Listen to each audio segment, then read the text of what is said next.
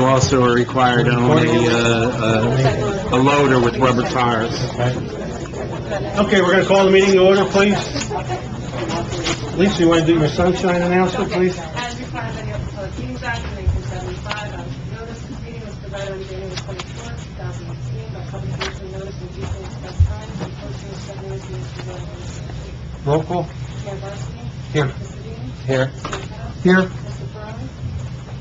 It's going to be treated by phone. Yes, later. Mr. Spencer? Here. Mr. Finelli? Here. Mr. Lavery? Here. And Mr. Gordon. Please stand for the flag salute. I pledge allegiance to the flag of the United States of America and to the republic for which it stands, one nation, under God, indivisible, with liberty and justice for all. Unfortunately, for everybody who came in and got seats, I think the first thing we're going to do is go into executive session. At least tonight, you can't go over to the firehouse. There's chairs set up and everything for if there was any overflow, so at least you have a place to sit and hang out tonight. So I'm looking for a motion for whereas the Greenwich Township Land Use Board adopted an amended 20... Oops, am I reading the right one here? Wrong one. We'll do it the right one. Okay. Whereas NJSA 10-412 Open Public Meeting Act authorizes the Township Committee to exclude the public from the portion of a meeting at which the committee discusses certain matters.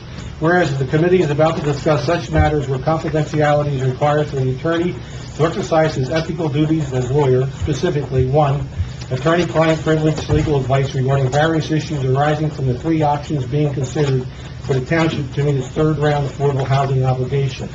2, the potential amendment of the settlement of the pending declaratory judgment action titled in reference Greenwich Township compliance with third-round Mount Laurel affordable housing obligation, docket number WRNL 228-15, and 3, the endorsement of the recently amended housing element and fair share plan, and the introduction of an MF1 ordinance and an MF2 ordinance. Whereas this committee believes the public should be excluded from those discussions. Now therefore, be it resolved by the Greenwich Township Committee on September 20, 2018, that the committee now go into closed session and the public be excluded, that the committee believes that the discussions conducted in a closed session may not be disclosed to the public because it will involve attorney-client privilege, advice, and information. Anyone want to make that motion? I'll make the motion. I'll second it. Roll call? Mayor Barsney? Yes. Mr. Dean? Yes. Mr. Yes. Yes. No, we'll get them on when we go in. We got to get everybody out of the room first anyway. So. How long are we going to be about, John, you think? An hour? You want to know? Oh, yeah. Nothing in 10 minutes when there's a lawyer involved. You guys don't ask any questions. No one asks any questions. 25 minutes. You guys ask typical questions. Okay. Like I said, the fire...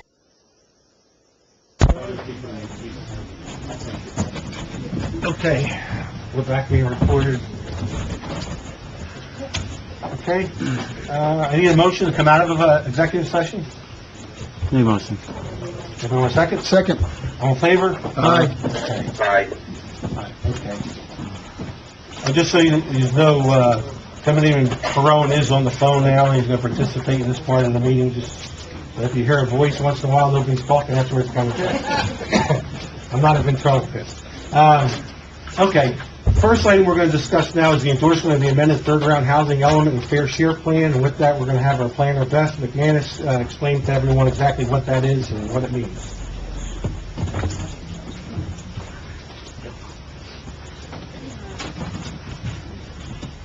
Good evening, everybody. So I'm here to talk to you guys about the housing element and fair share plan. This was adopted by the Land Use Board on the 12th of this past month, so this past Wednesday. The housing element was adopted by the Land Use Board. Just so folks know, this means that it is now an element of the Township's master plan. The Land Use Board's action alone, adopting that plan, creates a new a revised element to the master plan, just like your land use element, just like your circulation element, and now your housing plan has been adopted. The caveat to this adoption is that the housing element takes effect and is implemented provided this township enters into an amended and executed settlement agreement with Fair Share Housing Center that sets forth an alternative mechanism for satisfying the township's affordable housing obligation. Of course, earlier in the year, the housing plan had been adopted with 144 units on the site commonly referred to as the Dumont property. However, this housing plan that was recently adopted instead makes an amendment to that plan and places a portion of the affordable housing obligation on that Dumont Road property and a She's portion... here next door, she has to speak up or get the That one's portable. Oh, that one might be portable. That's portable over there.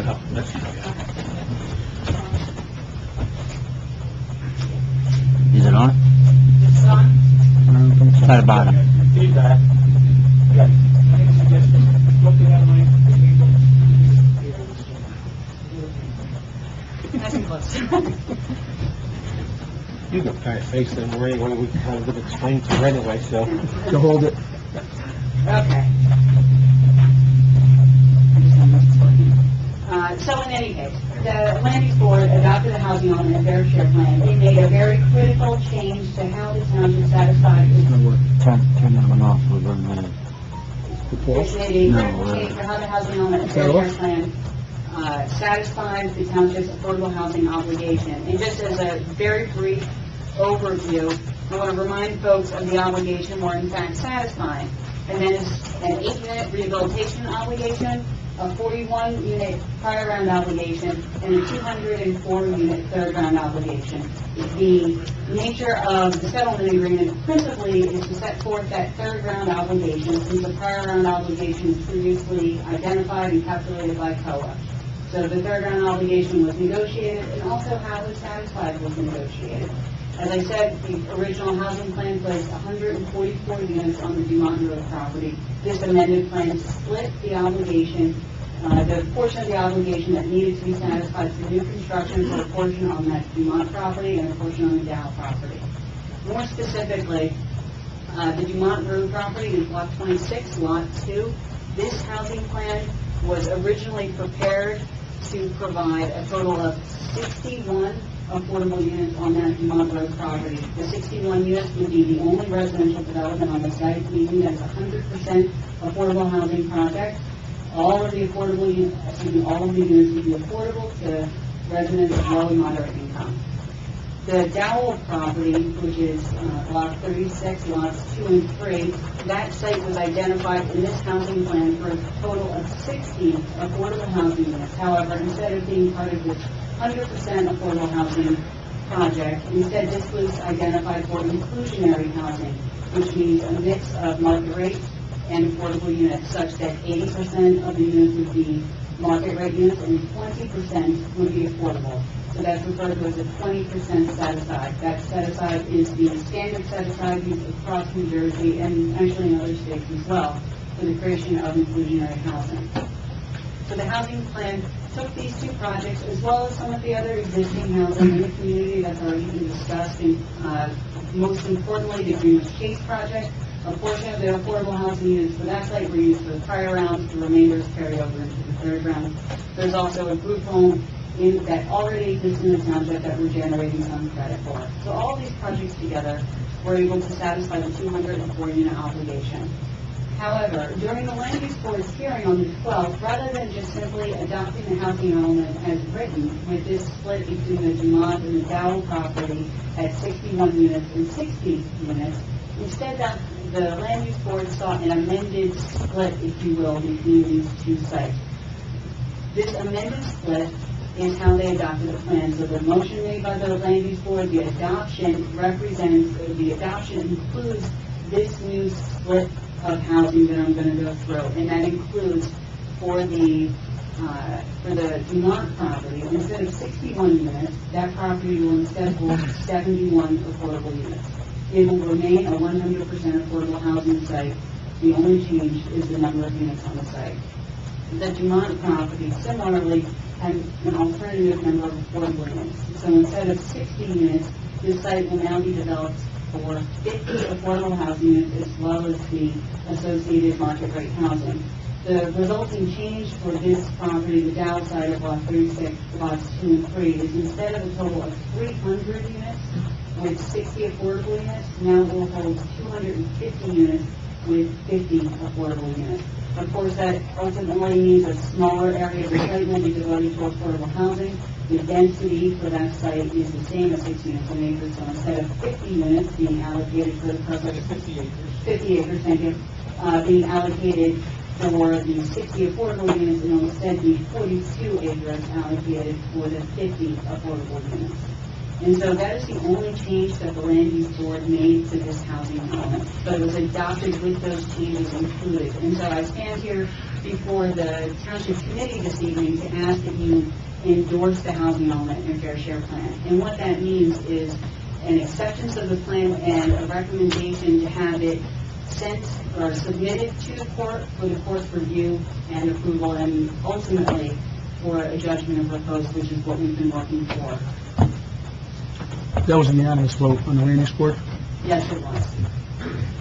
And so with that, I'm here to ask for a motion for an endorsement of the housing element of Fair Share Plan, unless the committee has any questions for me. So the motion that Beth is asking for is, whereas the Greenwich Township Land Use Board adopted an amended 2018 housing element of Fair Share Plan on September 12, 2018. Whereas the Township Committee of the Township of Greenwich desires to endorse the amended 2018 housing element of Fair Share Plan, and upon consideration of same and at a public meeting held on September 20, 2018, the committee agreed with the planning board that the amended 2018 housing element and Fair Share Plan is consistent with the goals and objectives of the Greenwich Township Master Plan, will guide the use of lands in the township in a manner which protects public health and safety and promotes the general welfare in accordance with NJSA 40:55D-28, and is designed to achieve access to affordable housing to meet present and prospective housing needs in accordance with NJSA 52:27D-310. Now therefore, be it resolved that the Township Committee of the Township of Greenwich hereby endorses the amended 2018 housing element and Fair Share Plan as adopted by the Greenwich Township Land Use Board. Anyone want to make that motion? Bob, I'll make that motion. Ron makes the motion. Anyone want to second the motion? I'll second the motion. We got a second. Any questions, comments, or discussions? Roll call? Mayor Wilson? Yes. Mr. Dean? Yes. Mr. Ricco? Yes. Mr. Perrone? Yes. Mr. Spencer? Yes. Next is the introduction of ordinance number 5-2018 MF1, and the planner again is going to go through and explain that. So this ordinance is done specifically to help implement the housing element and Fair Share Plan, which the Land Use Board adopted and which this committee just a few minutes ago endorsed. So this plan addresses the newly proposed MF1 district, which is the district that applies to the Dumont Road property. The ordinance provides for the development of 71 affordable housing units, 71 units consistent with the housing element of the new split that the Land Use Board adopted the housing elements that include. And so this ordinance sets forth a number of design standards to ensure that 71 units can be accomplished on the property and can be done in a way that is consistent with the character of the township, considering the fact that we need to plan for multifamily affordable units in order to meet your affordable housing obligation. The only other item that's included in the ordinance is simply standards for bicycle parking that would be applicable to ensure that folks that live there and other parts of the township or jobs elsewhere have a opportunity to park bicycles. So it's a relatively simple addition to the ordinance that is indeed included. So I'm looking for a motion to introduce ordinance number 05-2018 MF1. I'll make the motion. You want a second? I'll second. Okay. Second. Second by Perrone. Questions, comments, or discussion, anybody? Roll call. Mayor Wilson? Yes. Yes. Mr. Ricco? Yes. Mr. Perrone? Yes. Mr. Spencer? Yes. Next is the introduction of ordinance number 06-2018 MF2, and again, the planning board. So just like I spoke about for the MF1, this one ordinance, this ordinance is intended to implement the affordable housing set forth in the housing element just endorsed for the other property, the Dowell site. And so this takes a 42-acre portion of Block 36, lots 2 and 3, and rezones it to the MF2 district to indeed permit that 250-unit inclusionary housing project that would include a 20% set aside. the purpose of this ordinance is specifically to implement the housing element and fair share plan, to ensure that we're in compliance with the document and with the settlement agreement. Okay, so looking for a motion to introduce ordinance 06, 2018 MS2. I'll make it. Spencer makes it. Anybody want a second? Second. Steve seconds. Any questions, comments, discussion? Roll call. Yes. Yes. Yes. Yes. Yes.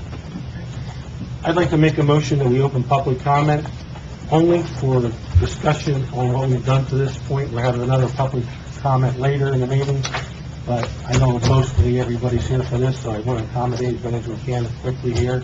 So, I make a motion, we open the floor for public comment. I'll second. All in favor? Aye.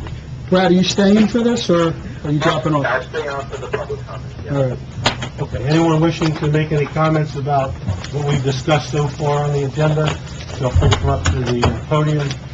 Let's make sure nobody from the firehouse wants to come over. No one in this room's gonna... Go it over, state your name and address, and...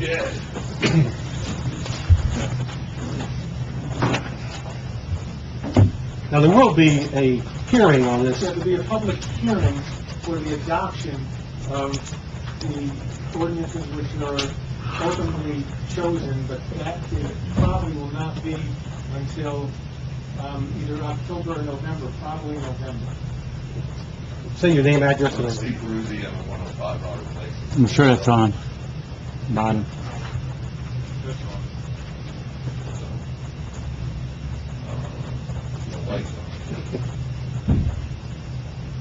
You could come, Speak loud. you could come like every one of those mics hanging from the ceiling somewhere over there. Go back to where you started. Can you check that mic? Here goes the mic. Yeah. The mic's not good. Works? Yep. So Steve Peruzzi from 105 Robert Place in Stewart. My question is just with the numbers that she was talking about, it seemed like the numbers were higher than the required amount. Why would that be? Why would you build more than what was? They're not. You're not. So the township's number is 204 affordable units. But the thing here says 144 according to the... So that's the old housing element fair share plan, which was amended to lock off 144, and lock off 121, and the amended housing element fair share plan that the land use board adopted on September 12th, in which the township committee just endorsed. The number there is 71 units on Dumont Road.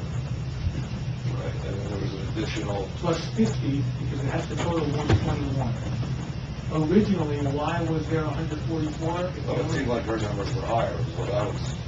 Originally, the theory was 144 would be the maximum number, because the township could have taken those credits for the fourth round, but the township committee and the land use board decided that to not go down that route, and to go with the minimum numbers necessary for the third round.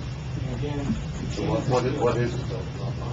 121 new construction of affordable units, 121. So the town already has affordable on that. They had credits actually from Greenwich Chase from the second round carrying over, and because they have rental units, they get rental bonuses. So for every rental unit up to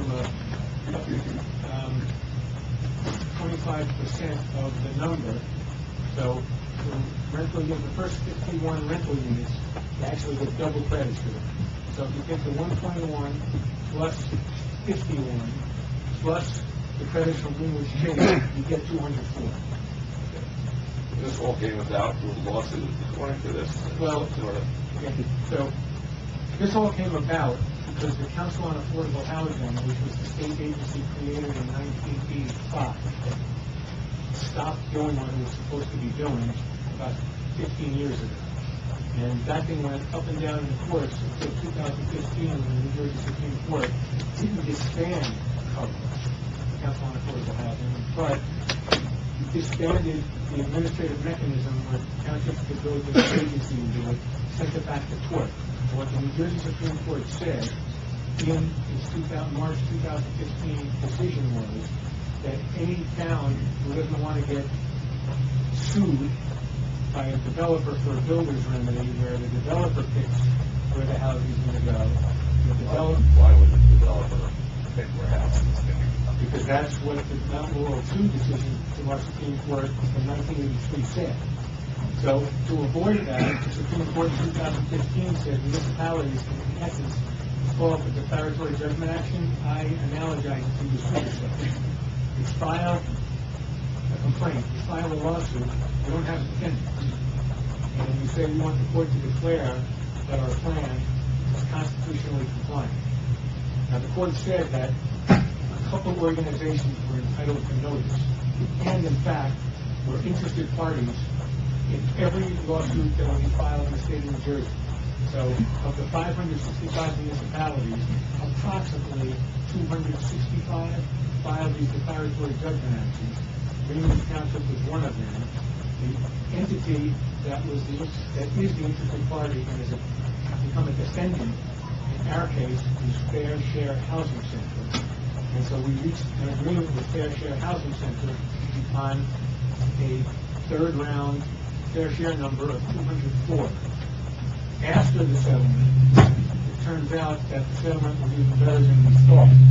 Because after the settlement, there was one trial in Mercer County before our settlement. And then there was a trial in Middlesex County before our settlement. And there was a trial in Mercer County after our settlement. The trial before our settlement was an awful result for the municipalities. But the trial in Mercer County, a lot of municipalities were happy. Our number would have been 299. So it ends up that our settlement number of 204 is even better than we thought it was going to be. But there's two parts to settle one of these affordable housing lawsuits. The first part is you have to get an agreed upon number, and then get the court to approve the number. The second part is the number is not enough. You then have to put together a plan that presents a realistic opportunity to create a house. And that's what has been at issue, our plan. Again, not to repeat, but the initial plan, going up to 144, to get some credits to go to the fourth round, then saying no, let's stick at 121, then saying no, let's move it to 61, 60, then saying no. And the final plan is 71, 100% affordables on Dumont, all rental, but no market, and 50 affordable, but multiplied by 5, you get a total of 450, 200 market regulars, 50 affordable. The ones on Dowell, Township doesn't have to build, they just have to zone the property, make it realistic. The ones on Dumont, they have to build because 100% project, they have to guarantee it's going to be built. So these developers that Can we shut that mic off? We got feedback up here. actually it is all. It is. Tip that microphone down. Yeah, tip that down. I don't know what's causing that. That's, oh, there you go. So just out of curiosity, Nope. basically it seems like the developers There it is. got this thing going. We submitted the suit. We sued ourselves. Okay. The developer did not initiate this. We didn't want a developer to initiate it because the result, the number probably would have been higher, and they probably all would have been inclusionary projects, and there would have been more market rate housing. Didn't you say that the developers had sued the something or other? Fair Share Housing Center, which is not a developer, they're a non-profit, they're the largest and most prominent affordable housing advocate in the state of New Jersey. They brought the motion to the Supreme Court to knock out COLA's process. They're the defendants, they're our interested party. I guess I just have one more question. Plus, this again going by this, with the town. What are you saying, what are you going by?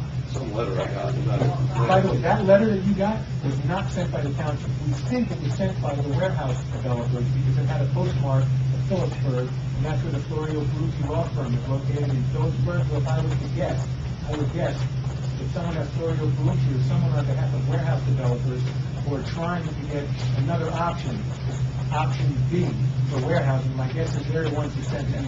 You can call them and ask them tomorrow if they did or It not. does but I say can at the tell- top of it, Greenwich Township, New Jersey. I understand, and it was sent anonymously, and I'm telling you that the township did not send that. Okay. So, okay, so I guess it doesn't matter then. Just, my question was gonna be that the numbers That in paper is here. not worth the paper, that, what's in that is not worth the paper it's written on, in my opinion. So who decides when you guys, when the town has to go through this, who gets hired? Because the numbers in here, where it's, in here, it's Okay. saying, I know it's not from Ignore us. that, it's not right. I mean, I can go Well, through, my thing is, it's saying that in here, whoever sent it said, that the township said the approximate cost would be, or the estimate would be around $12 million. oh, okay, I can tell you what that means. That's true. There's certain things that are true in there. The statement that the township has estimated that the construction cost to build the 144 units. Not true. actually false. The 12 million was for less units, so that's even false. The So I was bottom gonna line say, is, so the the number 100%, after that, where it says it could cost up to $30 million? that's their, apparently that's their, That's 200 plus thousand per apartment. Yeah. That's a lot of freaking money. right, again, that's not our estimate. So, Like I said, all right, so when this does happen, who, like, okays the So, cost?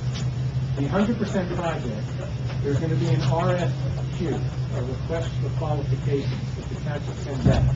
We figured that we have a list of 10 100% affordable housing developers, but it's also going to be posted in the newspapers and put online. Maybe we'll get more than 10 responses to the RFQ. That's going to ask 100% affordable housing developers, if we give you the Dumont Road property, which is 14 acres for $1, right? And you apply for 9% tax credit financing from the New Jersey Housing and Mortgage Finance Agency, would you be interested in building the now 71 units on the Dumont property, and what would it look like? Now, the township, in case they don't get any takers, or let's say they get a taker, the taker has to apply for these 9% tax credits, and let's say they don't get the 9% tax credits, let's say they only get 4% tax credits. The township would have to make up the difference between 4% and 9%, which wouldn't be that amount of money, but the estimate is, what if you don't get any takers, or you get a taker and they don't get even 4% financing? What would it cost if the township then had to bond to construct the project? And that's where the estimate comes from, but again, I'm not vouching for that estimate. That's all my questions, I guess. Thanks, next. I have a question. Are we going to speak on this today? What's that? This letter that we received, or is that later? I don't know what there is to speak about, that's not our letter. Same letter. Yeah, Just for the record, you might want to say, what, I mean, unless you don't want to, but what you went through when you got that letter. It's up to you. Well, I had to bury my mother this morning, and I'm here today because I object to this letter. And I explained to her that the township did not send this letter, and whoever did should be ashamed of themselves, because that is one of the things that can happen when you try to pull a publicity stunt like that. And this, do you know what this letter says? Yeah, I got it. Okay, because this proposal B is saying that they're going to put in warehousing. Just so you know, the proposal amount, I know that it states in this letter that the town, I'm reading the third paragraph, I'm quoting, "The township has expressed an interest in considering option B." Okay? Now, I can tell you that, and we posted it on the township website, that proposal for option B, as they state in this letter that they sent, was set forth in a letter from Brian Tipton, who's the managing partner of Florio Berrucci, in a September 12th letter. And we put that letter up on the website so everyone could see it. The Affordable Housing Committee, the mayor and this township committee created an ad hoc Affordable Housing Committee to negotiate with those warehouse people. We were trying to see if we could come to some sort of agreement where they would build and own all 121 units and see what kind of warehousing they want in exchange. So I'm going to read into the record my response to their September 12th letter, which they conveniently leave out of their September 19th publicity paper. Now, this is also posted on the township website. It says, "Dear Mr. Tipton, I discussed with the Greenwich Township Ad hoc Affordable Housing Committee, AHC, at its meeting earlier this evening, which was September 17th. The proposal set forth in your letter to me dated September 12, 2018. and your request to quote, continue discussions with the township towards entering into an eventual agreement as more specifically referenced in your letter. I am writing to provide you with a response. Next paragraph. The AHC voted unanimously that it is willing to meet to continue discussions with your client, but provided your clients submit copies of all contracts they have with the property owners, Corinne, as was previously requested, and Corinne, and I'll add, they didn't submit them then, they still haven't submitted them, and here's the key, and resubmit their proposal to incorporate the following changes. Number one, the request for the pilot must be eliminated and not be a part of the proposal.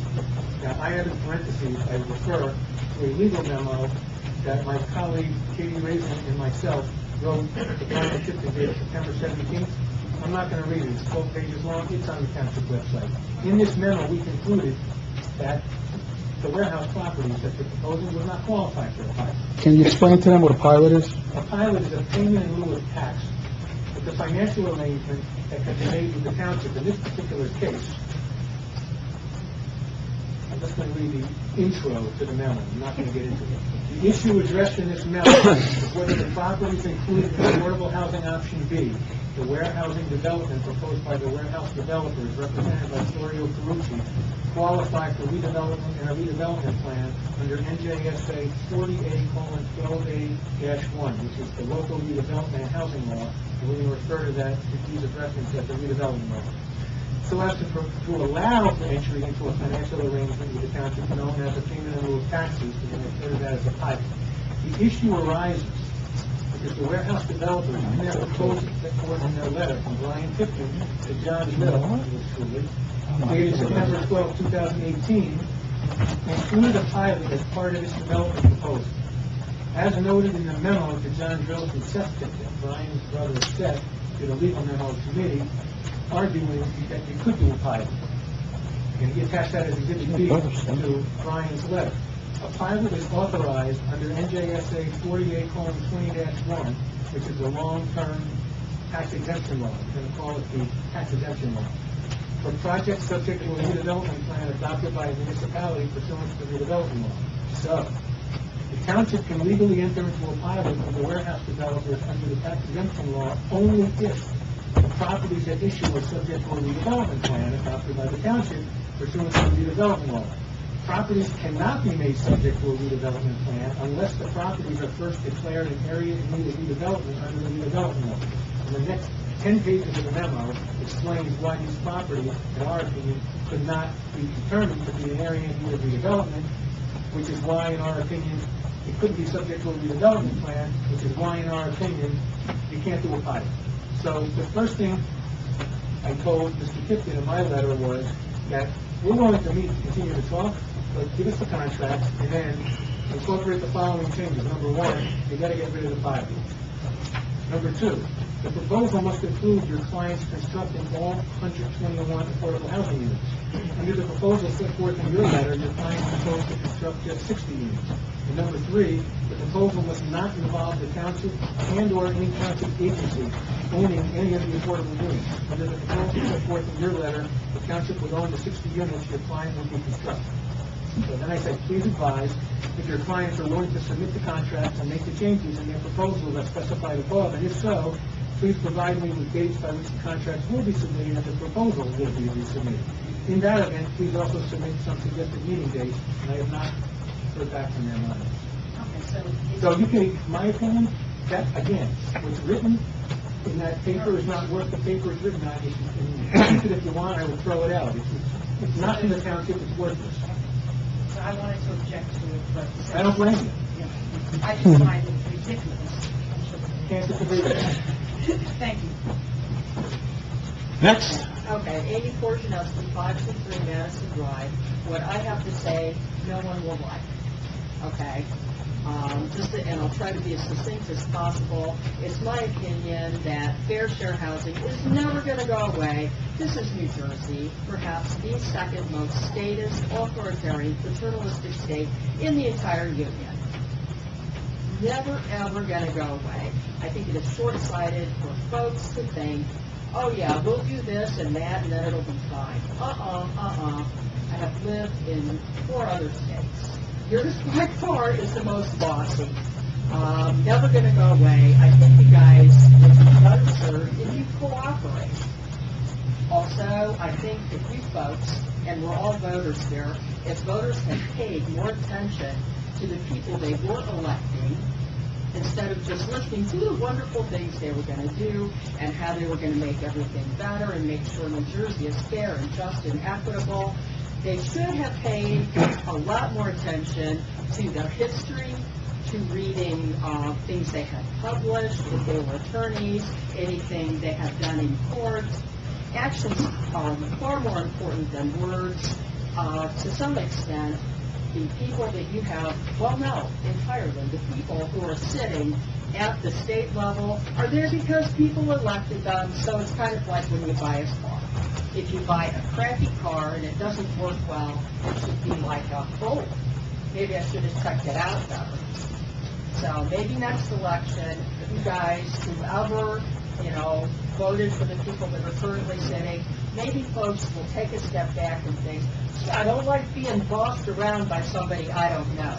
My property belongs to me, not the state. Thank you, Amy. Thank you. It's Michael Black, 401 Parker Road. I just want to follow up on Steve's question. And Jonathan, I recall at one point that we did have the COLA requirement fully resolved at 140. So why was the genesis, what is the genesis now that we had this resolved, it was approved, and then now all of a sudden we're talking about something that's so different, and that we're bringing another 300 homes into our neighborhood? What was the genesis of the change?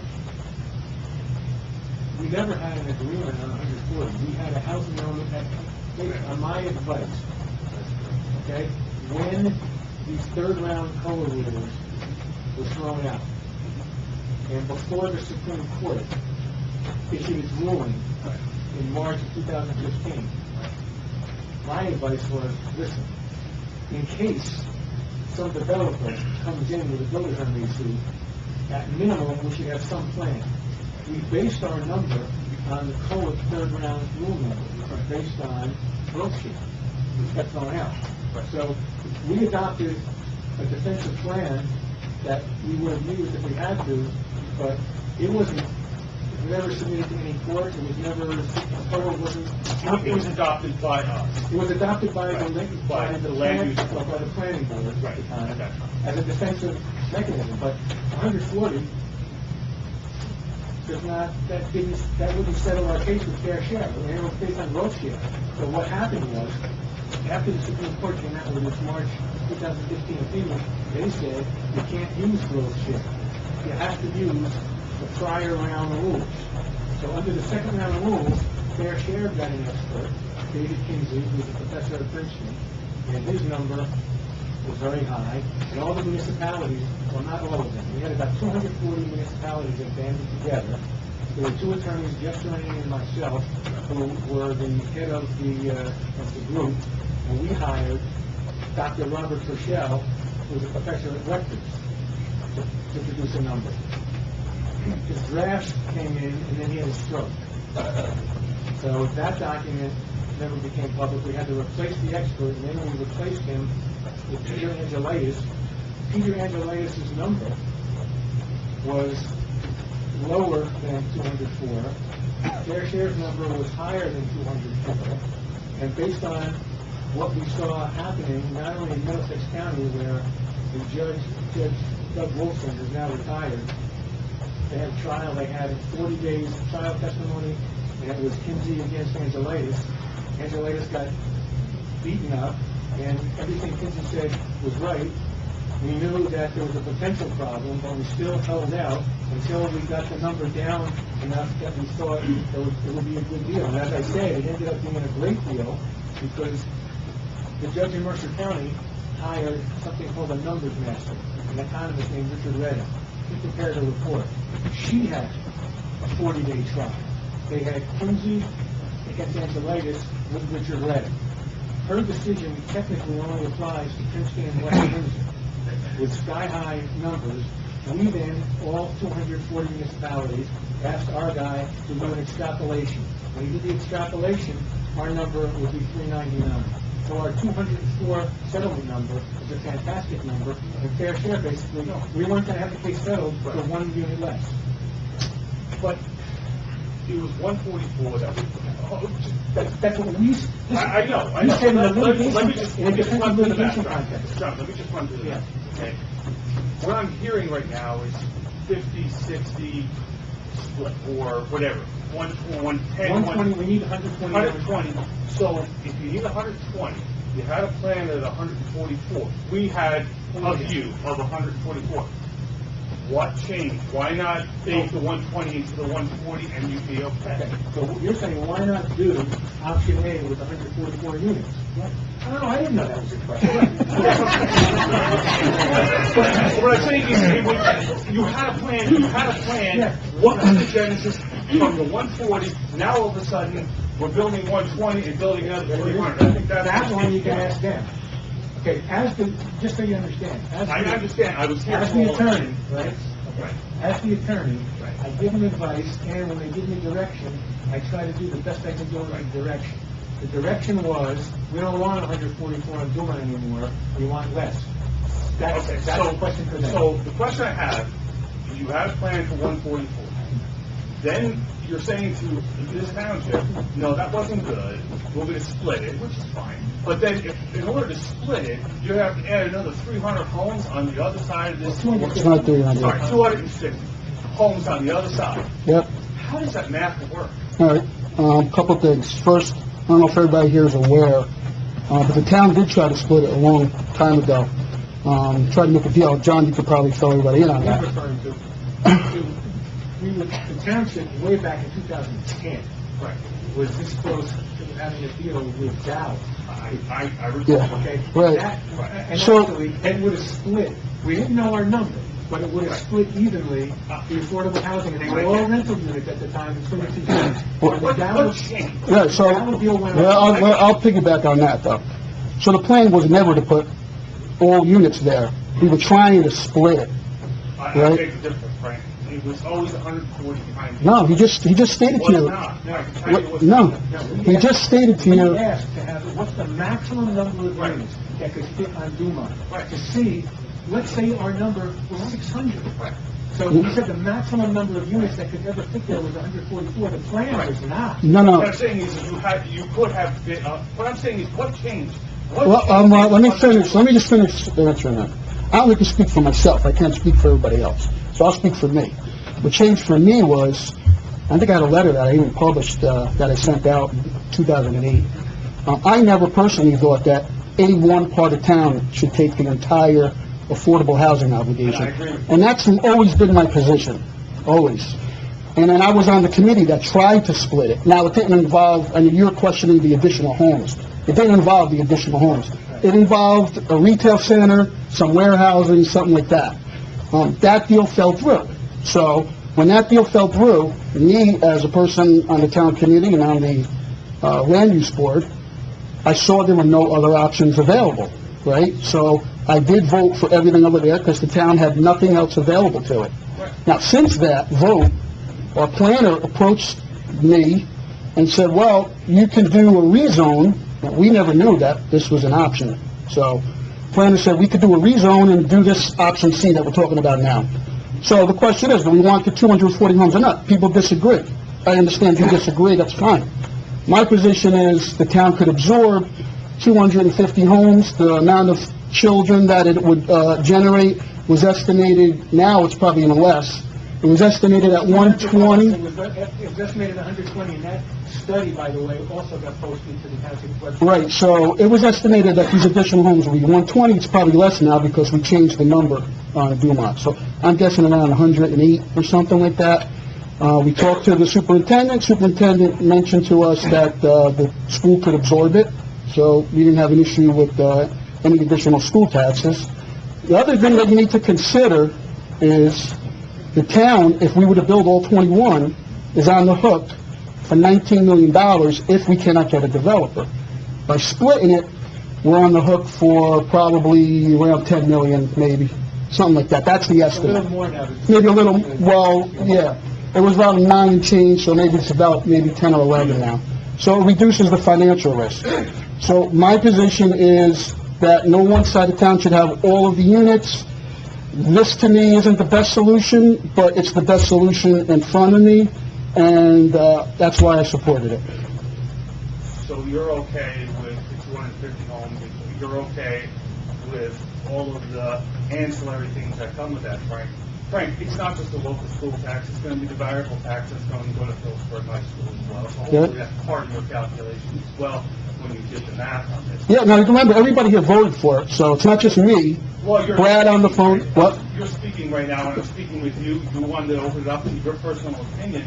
Well, I hope you appreciate that I'm here answering you. I mean, No. I would recommend everybody answers you, you know? I am very dismayed that, you're thinking about, adding another 240, 250 homes on this when you had a solution at hand.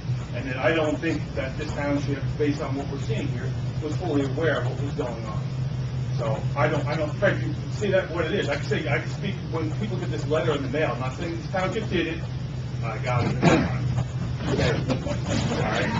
I tell you, But it does make people upset that, you know what, there's things that are happening here. and I'll tell you one thing that never happened that I think is causing a lot of this problem, was that we're forced with deadlines. If they would have changed the zoning on Dumont Road in 2010 or 11, that township committee, when they bought that land and zoned it MF1 then, we could have had this argument for 6 years and maybe came up with 100 different options. And instead, we had one option was presented to us to take this agreement. Only after the meeting that everyone came to in June were we ever told of option C was even available to us. As a result of that meeting, the developers came in with option B. So you're right. You may not have known about it, but that should have been addressed, like many of these people said when they went to buy their house up by Dumont Road. Why wasn't this zoned that way? Maybe when I bought my house, I would have thought that. Technically, they came in with option B, and that's when we figured out option C. So They're A, B, C on purpose. So anyway, the bottom line is, in June, I thought there was only one option A. Now, keep in mind, the land use board voted unanimously to go with this option of 7150. So it's not just the town committee unanimous vote, it's a land use board unanimous vote. So, I get it. I'm not the only one endorsing it, is all I'm saying. And by the way, I don't think, honestly, that you should concentrate all of your low-income housing in one area. I think it should be spread about. I think this whole Dumont plan is a bad plan. I think it should be spread amongst the township. There's got to be a better way to do it. Yeah. Why, you're burdening one section of town, and you're going to put all the low-income Right. housing in one section, really? Right. Well, Isn't that going to but be that the section? answer to that, I'll defer to John Drill for his I don't need an abilities, answer. between viability and... But just one other thing to keep in mind, the reason that everything's being done so fast is we're in a settlement agreement right now with Fair Share. So we're actually in an agreement right now, and we have a deadline. So I know it seems like to everybody, this is being rushed through. It's not that we want to rush it through. It is rushed. Yeah, it is rushed through. That's why it seems to, it is rushed. John, help me. What is the time frame to put a shovel in the ground? What's the time frame? Years? Oh, years, not months. Right. So would it have been any harm with staying with the DuPont Road plan and then work something out in the future?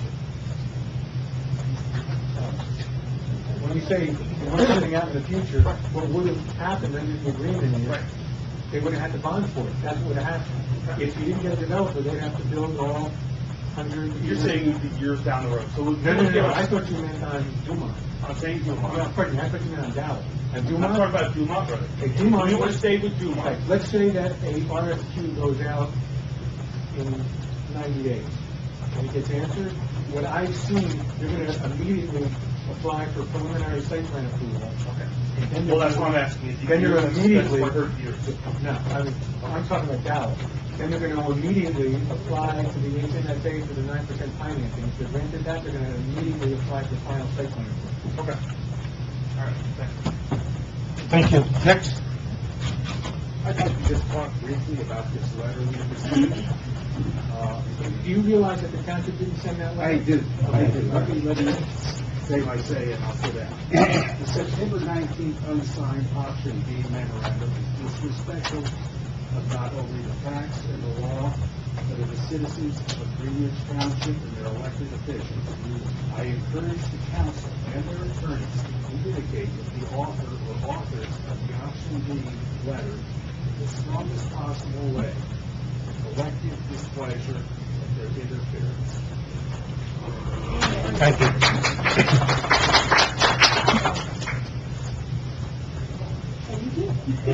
Did you get his name? Oh, sir? Sir, go ahead, your name for the record. It was such a good speech, we forgot to ask your name. Your name and address, sir. Oh, I'm sorry. Bill Logan, Ulllion, 13 Barnes Swallow Court. May I ask, thank you very much for your time. Yeah, how you doing? I managed to Tim Mason, 14 Barneswell Court, Stewartsville. Couple of comments / questions, if you will. Of course, you've heard a couple of different multi-million-dollar numbers thrown around for what the township would be on the hook for, so to speak, quote unquote. Where does the on the hook number come from? Anybody? Yeah, Beth McManus had architects that are from the union estimate. So, estimate how much per unit.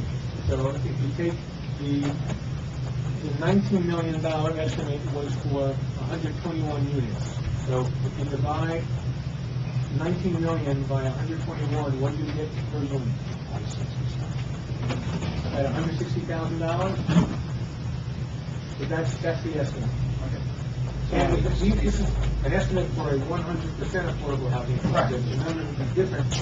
The number you would get if you had an exclusionary development where the construction might be a little different. I've heard that the price for a unit, an affordable unit there might be $185,000. I'm an attorney. I'm not testifying. I'm just repeating what I hear. I'm just asking about the numbers because, there's been a lot of numbers thrown around. I just wasn't sure where it was coming from. So whoever wrote this letter, if you do their arithmetic, they're using, how many units are they using?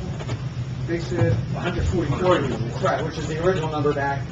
Right. And so divide 30 million by 144, and let's see what the developers are trying to scare you. Where they're getting their numbers from. Okay. Is there anybody here from that wrote that letter? Well, there was before, but it looks like he left. But there is someone on behalf of Dowell here, Jordan Gunther, who's sitting with a suit with a mustache in the third row. Let me see, I saw before. Doug Steinhardt went here before. Maybe he's at the firehouse. I'm gonna maybe see if he's out there and ask him. Go ask him your question. Anyway, I have a couple other things real quick. Okay, so there was I was aware of an ad hoc subcommittee for option A and C. Which we had a representative on. No. There was an ad hoc subcommittee. There were two ad hoc subcommittees. There was an ad hoc subcommittee to negotiate option B. And there's an ad hoc subcommittee to do three things. The RFQ for Dumont, the MF1 ordinance for Dumont, and the MF2 ordinance for Dallas. So when you're saying for option A and C, if you mean that, then I'll agree with you. But okay, the subcommittee, the charge was... Okay, well, that's what I meant then. Okay, yeah, so correct. No, because I was really, we were only aware of the one ad hoc committee because we had a representative on that committee. Now, the other committee, there was no representation from the beach road side. Just so you know, it's a little unusual for the mayor and council committee to put non-township committee or land use board members on any committee like that. So they went, it was a little unusual. Okay, well, that answers my question then. Yeah, I wasn't sure if it was the norm or... No, it was not the norm. And one more. Okay, so now since you have not heard back from the Tipton et al. Law firm, is option B off the table now? And if not, how long does it stay alive? This is what I've learned from the negotiations so far without revealing any attorney-client privilege information. The reason my letter doesn't give me any deadlines is anytime you give me a deadline, doesn't matter anyway. So I'm asking them, tell me if you want to talk. We told them what they would need to do if they want to talk. So I want to do anything. I'm not calling them. I read the document, I just didn't know if anything had changed since the document was posted. Option B is not dead because no one has declared it dead. Okay, so option B that was described in this scandalous letter, right? That option is not a valid option for us because it doesn't meet what we want. So technically, there is no option B. Right now, option B is hypothetical. Well, no, I know that. I was here last meeting, I also read your notes on the But just so you know, website. the so- township has not said, we're not interested, go away. The township has said, we would love to talk with you if you make certain minimum changes. And let us know when, and tell us, give us dates by which you'll do it, and if you do that, give us a meeting date, so we can arrange our schedule. Okay, thank you. Can I switch over to here Oh, sure, go ahead. It's working? Yeah, don't touch it. I'll make it all work right now. Mark Point, Kerry, 102 Beatty Road. So, in response to a little bit of what Mr. Black put up about the original 144, which is down to 121 with the credits. The original option A, he kind of touched on something that just struck a chord when he said, why add an extra 250 units? So, understanding what he was trying to get to was, you're adding another 250 units plus the 121. I will say that the 250 units, everyone doesn't realize it's on 42 acres. So these are 250 single-family homes. These are going to be some type of other home, whether it's townhome, condo, whatever it is. And when you use the mathematics of, I believe it's 6 per acre, 6 per acre, 6 units an acre, you got to figure out the actual roadway, any detention basins, water runoff, and any incidentals like that, including the bikes, the parking. I think you're a little more than 6 per acre. I just want to point that out, just for a matter of fact. So when we talk about that density, a little bit to Frank's point when we discussed with Mr. Black about that. Frank, you may have had that issue where you said you defended your plan and you were more about spreading it out, but you also ran to protect the master plan, and that is in your documents. Nothing Like, like, when in your running documents, this past time when you were elected, it says you're here to protect the master plan. Just want to point out that option C and option B both don't protect the master plan in that particular zone. Just stating that fact. I don't think option A is actually part of the master plan either. That's a court mandate. I think that's a little bit different. It's not a court mandate to put it all there. It's not a court mandate. It's a fair house, it's a fair share plan. Okay? So, on behalf of the people who were here at the past land use board meeting, too, Mr. Tipton stood up here and asked if there's any financial analysis. So a little bit to Tim's points were, what are we on the hook for? So I think somebody answered the financial analysis for A and C were never done. Is that correct at the land use board meeting? So ultimately, when I hear about the financial analysis, I know that we're putting a tag on it. So if anybody looked at the future expense, possibly what it could be for the interest rate, paying that 4% yearly, whatever it is, if you have to build this out. So there's many moving parts to this, and my points are just those. I just wanted to get those out there, that there's many other factors. I don't think by far, as a resident of this town, who got the letter also, which is, again, appalling, I picked through it. There's a lot of debunking A and C, but there's a lot of no truth in B. So that's even appalling amongst itself. The point is, Tim had said, is option B dead? You're saying option B is not dead. Apparently, what I'm hearing tonight is every option is still open. Even though you unanimously voted for C, when's D coming? When's E coming? When's F coming? Because it's coming. It's no doubt about it. I think at some point, we have to ask you as a resident of this town, you got to make a decision, you got to stick with it, and you got to take B off the table, or whatever ones you can take off the table, remove them. And then go back to fair housing and say, we're modifying to C, A's now off the table, B's off the table, or if you want to go with A, stay with A, and as a collective, community, I agree with Mr. Black, I agree with Frank when I say, they all shouldn't be in one spot. And I'm not saying I'm against it because I'm from Beatty's Road and it should be on the Dow property. I think we have to work together, we have to look at other issues. We have to think outside the box and start talking about what's best for the town, not best for the developer, because there's a lot of stuff here that's not definitive. And we've been down this road And the mayor said, here's the timeline, we're making some uneducated decisions here real quick. So we gotta pick an option, we gotta debunk everything else, and literally throw those options to the side, stick with one of them, and go forward, and then make the modifications. Yeah, we just want to, real quick on the master plan.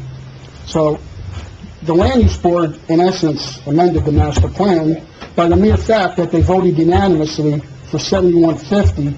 So, just by that mere fact, I mean, that is the master plan at this point. Totally understandable. But again, like I said at the land use board meeting, when we talked about option C, when you negotiated the fair share, you had the opportunity to do an overlay zone, things of that nature that were never brought up. And you put this gentleman, and he kind of just said it, you had said to him, we don't want to stick with option A. Somebody had said to him, we'd rather go with not option A, we'd rather split it. So you caused him the point to, you caused him the work where he had to come up with an alternate answer. Okay? And that would be C. I'm only saying to you that in your verbiage, when you wrote, when I voted for you, it said you would protect the master plan. Some things are in your control, and you can blame it on the land use board, whatever you want to do. Blame it on no one. It was unanimous vote on the land use board. Unanimous vote, Yeah. we were here that night. Yeah. Yeah. So, not everybody here might have been there, Mark. Right, but I Right. think what he So- says is not always true, too. It's not always a unanimous vote. There are options put on the table. They pick the better or the best. Well, wait, you made a statement on making false That's the worst, statements. is I think the way you... That's the worst. I apologize. I think if you're going to make a statement that I'm making false statements, I think you should say. You said, I'm not saying everything that's true, you said. And what I'm not saying, I'm not talking about those issues, but an overlay zone is not an option. An overlay zone can only be used if you have insufficient vacant land.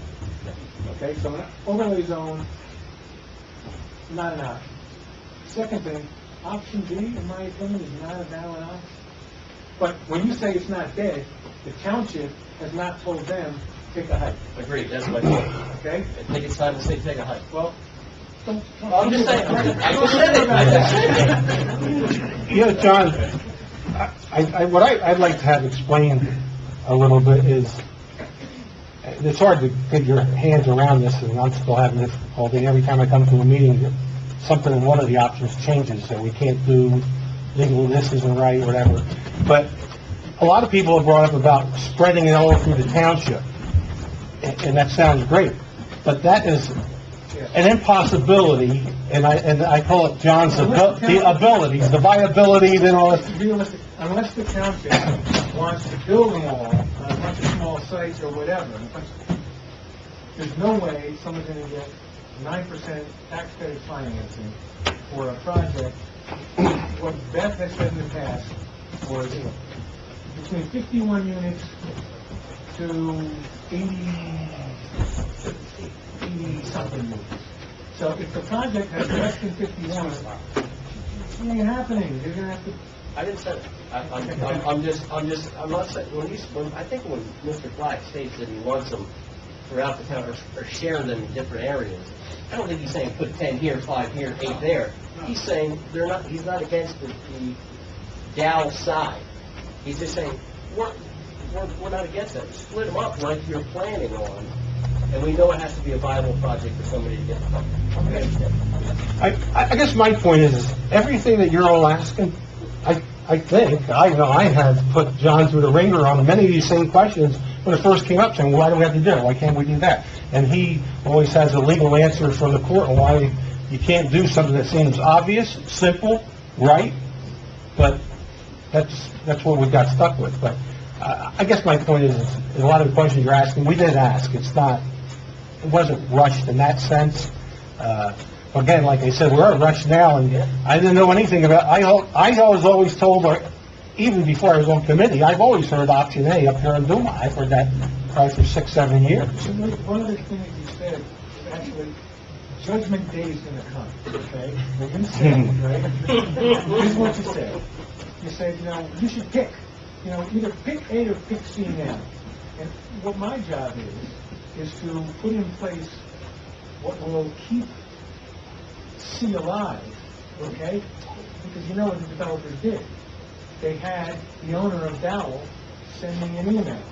It's attached as part of the public record, it's posted in Ryan Tipton's September 12th letter, it's attached, I think, as exhibit 4, Yeah, I read it today. okay? So what they're trying to do is get fair share to say that option C is not the realistic thing. What I'm trying to do is keep option C alive, and I'm trying to convince fair share that it's still a viable site, and maybe I'll convince them. But Judgment Day is November 15th of 2018. Because by November 15th, now, you saw tonight, they introduced MF1, an amended MF1 ordinance, right, which has 71 units. They introduced back in June an MF1 ordinance which had between 121 to 144. And they introduced this MF2 ordinance which has the 250 total units, the 50 affordable. By November 15th, they're going to have to adopt either the initial MF1 and the amended MF2 going to be rejected, and the amended MF1 is going to be rejected, and the MF2 is going to be rejected, or they're going to reject the original MF1 and adopt the amended MF1 and the MF2. So Judgment Day will be coming soon, but it doesn't have to be now. So why would you, everyone's saying we're in such a rush, which we kind of are, but why would you even rush us more and make them make that decision now and just see what plays out over the next couple of weeks? See if fair share is even amenable to option C. If they're not amenable to option C is dead. So, And again, I will state, I stated before, in my opinion, option B is a hypothetical. There is no option B. October 15th is when we would have to, when the township would have to sign an amended agreement with fair share that either would have to provide for option C or option B. So isn't that really Judgment Day? I guess October 15th well, November 15th is the ultimate judgment day, but October 15th, you're right, October 15th, that's when your decision And when's the next town council meeting? October 15th. What a say? What a coincidence. Anybody else? I'm sorry to interrupt. Option B and C that you guys are talking about? Option A. Is there a different table with option A, B, and C on It's it? all on the website. Please do me a favor, throw that thing out. Well, there's option, it's the only thing I know about it. Go ahead. Go to the website. Go to the township website, and you'll see all about option A, option B, and option C. That's the official township's position. It's on the website. Freddie Pratt, 107 Indian Road. Couple questions for John. You started the last week's land use board meeting by saying that you had gotten an email from one of the Dow principals saying that they don't intend to sell.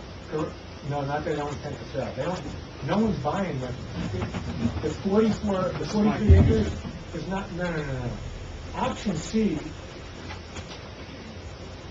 is to rezone a 43-acre portion of Dowell's 110 or whatever acre property. We're not intending to buy it. All the township has to do is rezone it to make it a realistic probability that affordable housing will be created. What the email said, and you can read the email, again, it's attached to Brian Tipton's September 12 letter, it said they object. Okay? The owner of Dowell, a guy named Eric Kassoff, who's a Washington, D.C. attorney, he represents Dowell. He says he objects. It was a coincidence. 2 days before, Brian Tipton then sent in the proposal with option B, and in his letter saying option, trying to get leverage on us by saying your option C, has evaporated. And until that letter came in, I stated at the land use board, and I'll state again, I thought option C was dead when I got that email. But when Brian Tipton sent his September 12th letter 2 days later with an email attached to it, that's when we all realized, including fair share, quite frankly, that it was a ruse, it was a negotiating tactic. But that's how option C might actually, be able to be used, because if fair share believes that it's just a negotiating tactic, I don't think that they're going to reward them by doing that, because I think that plan is a realistic plan. For the township to be able to use that land. They don't have to use it. Well, So they're going to rezone it. Right. Mount Laurel 2 says that municipalities can't exclude poor people through zoning. So there's probably about 7 ways, but all but 2 ways, minor little things, the 2 main ways you can comply with your Mountain Laurel constitutional obligation is by doing a municipally sponsored 100% project. But if you do that, you're on the hook. But if you do that, there's no market rate units. The other way, again, that generates big numbers is inclusionary development. Inclusionary development is rezoning, where the township's not buying. The township's not responsible for building. All the township does is rezone the property at a minimum of 6 units an acre, because that's what the COA second round rules say, and the Supreme Court in March of 2015 told all of us that those are the rules we have to use. And if you rezone at 6 units an acre with a 20% set aside, and create a realistic opportunity, okay, what would make it realistic? Well, it's got to have sewer. Dallas has sewer.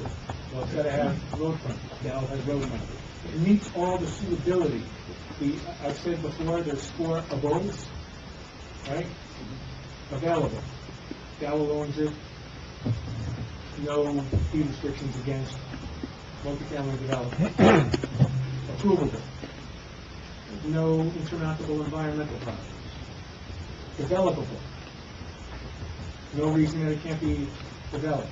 Suitable. Density. So if it meets those 4 criteria, which our planner, in her opinion, says they do, then that site is a realistic site, and we can use it in our plan just by rezoning it. We don't have to spend any money, we don't have to buy it, they don't have to sell it, we just have to rezone it. If you zone it, it will come. That's the theory. By rezoning it, then we, assuming it's 60 units, I know we changed the number, but just assuming 60 Let's units. assume it's 50 now. Assume it's 50 units, and there's a total of 250 units there. So there's 200 market rate units and 50 affordable units. So And it's zoned for that. just by rezoning that 40-some acres, then that meets part of the commitment? Yes. And then if nothing is done for 20 or 30 years, meeting that part of that commitment? Oh, well. Wow, you just shut me up. Thank you. Gail Peruzzi, so you know the address, 105 Robert Place. So I just have a couple questions because I have not been coming to all the meetings. I enjoy answering, so no problem. So, and it's He loves really, talking this stuff. I know. This is one of I the things will I reiterate the fact that it's the letter that pissed me off. That's the reason why I showed up. Okay. So now that I'm here and listening and processing it all, I have a couple questions. One, it's still not clear to me why we would even go the marketing housing. Just do our obligation, and I don't understand why we would even put in for the ordinance of 250 more homes, because what's going to come from that is a lot more congestion, a lot more issues, because we don't have roads and the infrastructure really to absorb that, I don't think, from my perspective. So I want to understand that, the why. Second question I have, and I don't know who would be, if you probably answer both of them at the same time, is when the developers come for the obligation that we have no choice, and when they come and then they have to get the, the ability to build, and then how much is it going to cost, what's going to be the impact to us as taxpayers? Will there be anything that will come on the hook because we have certain obligations here, or will there be no financial impact that we will have there's the potential for financial impact. to us? Yes. So I want to understand a little bit more about what that is, just so that I can, because again, every year we have lots of issues that have occurred. Well, he explained earlier, if they don't get these tax credits, if they had the tax credits and they got the financing, we'd have no liability. Right, so But I just want to make sure I'm right, that's why I'm looking that's at what I heard, and I just want to... So let's say they get half of it. Doesn't happen. it. Then we'd be responsible Spread out for to all of half. us. Okay. How does it- It's either, they're either going to get them, Or not. or they're not going to get them. If they don't get them, then the potential is for the township to have to bond to loan them the money to build it, right? Or build it Or yourself. build it ourselves. Correct. And then if we have to loan the money, or We have to pay the bond debt You're service. not Cut out to the taxpayers? You're not loaning the money to them. You're giving them the money, or you're building it yourself. And do we get a say in that at all? No. Well, Pay or not pay? so that's a court order, so Okay, I, all right, I'm just asking. But the- Because I don't understand. but So- the, I have had the auditor start running some money figures on what it's gonna cost, and it is substantial, And so. what's the likelihood of that? Well, we don't know how much it's gonna cost, I just had him, I'm having him running numbers that if we had the bond for $20 million, how much is it gonna cost the average tax homeowner? And it's gonna probably be, just from talking to him off the cuff, hundreds of dollars a year just for the average owner to cover the debt service. So it's substantial impact. But, John, what I don't understand, if they don't get the credit, and we have to bond, and it's built, and then there's revenue coming in, don't we eventually start getting revenue back somehow, or what? If you want to construct it yourself, yeah. If you want to be the landlord, yeah, it all goes to you. You have to decide if you want to do Yeah, that. then we gotta call it housing authority and everything. I'm just saying. Now, if you ask me my opinion, I would give you an opinion in closed session on that. I'm not going to give my opinion in public on what I think you should do either way. But if you didn't want to be the landlord, and you had to raise the money to give more money for the developer to make the project worth it, that developer owns it. Okay. So my first question, why do we even ask them for 250 more? And we don't need to do that. Why is the marketing, the inclusion, why are we going with the inclusion option? I'm not understanding. Okay. We're talking about the 100% option where they're going for tax credits, and the tax credits, the township's on the hook. The exclusionary option is zero. Township has $0, because they're zoning the developer's property. Right now, it's in an RCD zone that allows 1 unit for 20 acres. Not RO. I'm sorry, it's RO. it's office. And apparently, I don't know, they haven't been building an office, for 15 years, they haven't built any office. So it would rezone 44 acres for residential housing at 6 units an acre for a total of 250 units, but the developer has to include in the 250, 50 of them have to be affordable. If that doesn't happen, there's no financial obligation on the township at all. That's, in essence, that's the scale that the township has to put things on. Most municipalities in the state of New Jersey. If you do this 100% project, right, you don't have to do the market rate units. So if you do the 100% project, you only have to provide affordable housing units. Okay. But if that 100% developer doesn't get the tax credits to make the project work with just a donation of land, then you're going to have to bond to either make it happen or do it yourself. On the other hand, when you go to the option where there's no financial risk, what's the downside? The downside is every affordable housing unit you have to multiply by 5. And those are market rate units that you have. And you might say, well, wait a minute. That might not be an actual outlay, but that's costing the township some money in services. Presumably, it's going to cost them, maybe you have to hire another police officer. This is a hypothetical. Okay? Maybe you got to, do something with the fire department. Maybe you have to do something with school. Now, they asked the question about school, and that, there was a recent Lefter study which she used, which came out about 2 weeks before these guys asked the school question to us. And turns out that even at 300, if there was a total of 300 units at Dowell, apparently the study showed a bump of 120 kids to the school system. And like Frank said before, he spoke to the superintendent, they said they can absorb it. So maybe you don't... Brad spoke with the superintendent. But the bottom line is... But it's not just kids, right? It's all the other things that's What going you on say with all of that. is, yeah, but Hey, that's... John, Brad. just to clarify, the absorption was about the facility structure. I want to be clear on that. Meaning the 2 schools Meaning you would have in to have the one. district Yeah. absorbed. He means that the schools won't have to expand. The 2 schools in town could absorb it without expanding. Right? Is that what you mean? That's what I mean, and Yeah. there was never any insinuation that they could absorb it financially. I want to make that clear. They just said structurally they have the capacity The to bottom line absorb is, those other units. every township in the state has to put that stuff on the scale and decide, there's pluses that are going 100%, and there's minuses. Pluses are going inclusionary, and there's minuses. And they have to decide where that scale is going to wind up. That's not my job. My job is they decide which way they want to go, and then I do legally and depth of planning wise what we have to do to get them there. Who's doing the analysis on that? Who's doing the financials? How do we see that? On what? Who's doing the numbers? Well, the numbers will be unknown until the, You could do scenarios based upon what he just said there, what the burdens for, what the impact on the township from a financial perspective. You don't have to have facts, you can do assumptions, one scenario. It's basic finance. I guess they'll be. In the end, it's the volume of 250 more that we have to be able to. It's 200 more based on what you did tonight. 200 more market, correct? 250. Hold on. There's a total of 250, so there's 200 more market homes. So there's On the one property.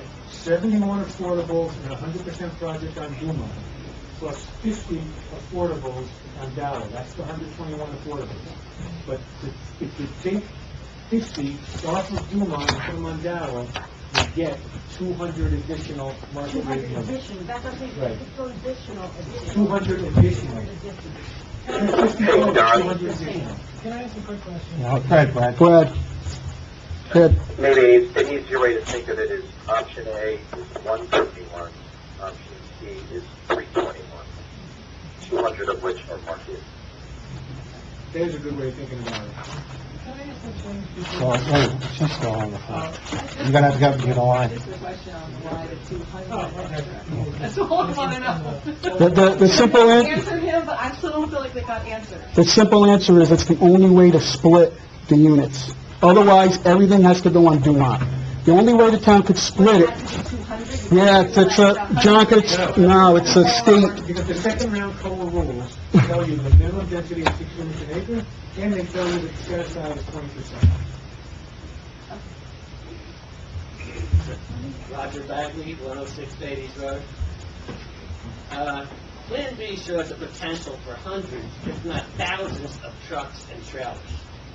Virtually every inch of that property from Route 173 to 78 is either covered by huge warehouses or parking for trailers. Even on the other side of 173, it calls for trailer parking. And at the end of Greenwich Church Road, there's a V park there if they want to put trailers. I mean, that, to me, this is just crazy. This is too much. Nobody even likes Plan C, but Plan B? I mean, what is the reason? Just get rid of this Plan B. I mean, nobody wants that. I mean, I know you want to get some tax money. I understand that. But this would be the warehouse capital of the world. If you do that. Thanks. That's all I have to say. Thank you. Thank you. Hi, Raymond Gray, 352 Hamilton Drive. I have a quick question. I was at the land use board, and what I recall happening with the state was that there were going to be 61 of the affordable housing units behind Home Depot, and... Lowe's, behind Lowe's. Right? You can never leave these damn... That's right. It sounds like, I think you guys voted... Wait, just to be clear though, it's behind Lowe's, not Home Depot. Well, sorry. Yeah. Behind Lowe's? Yes. That's much better, but there was something going on. But yeah, we commented, we couldn't believe how many people left. Well, you know, we figured it was over. Everyone assumes that, You're going to the executive session. They don't understand. We got to sleep, wasn't They we? deliberated. The people that stuck around heard an unbelievable deliberation. I heard them. By the way, the video of the meeting is online, for anybody who wants to see it. I like it in person. The person's not bad enough. You know, I don't want to go right home. It's not like you're ready for some football game. Okay, let's go, we gotta get, who's up next? Were you in the talk? Yes, I No, I think he, okay, then, let's go ahead. Is that okay? Okay, then go ahead, What's- sir. Your name again? Bill Gullion? 13 Barnstable Court. Regarding the $19 million number that the town may have to bond, that's a possibility. What is the probability of that coming to roost? Don't know. How often has that happened where the municipality gets got hold of the bank? We're not aware of any case where that has happened, but if you ask me, can it happen? Absolutely. Now, I will tell you this, there's a bunch, I've watched the applications go in for the 9% tax credits, and I believe that that list is also on the website, because I believe that Brad got that list from Beth McManus, and if you look at that list, Brad, are you there? How many of the people who applied for the 9% tax credits got it? There were 17 projects on that list, and based on, there was a highlighting of which ones were approved. 10 were. So 10 of 17 projects got the tax credit.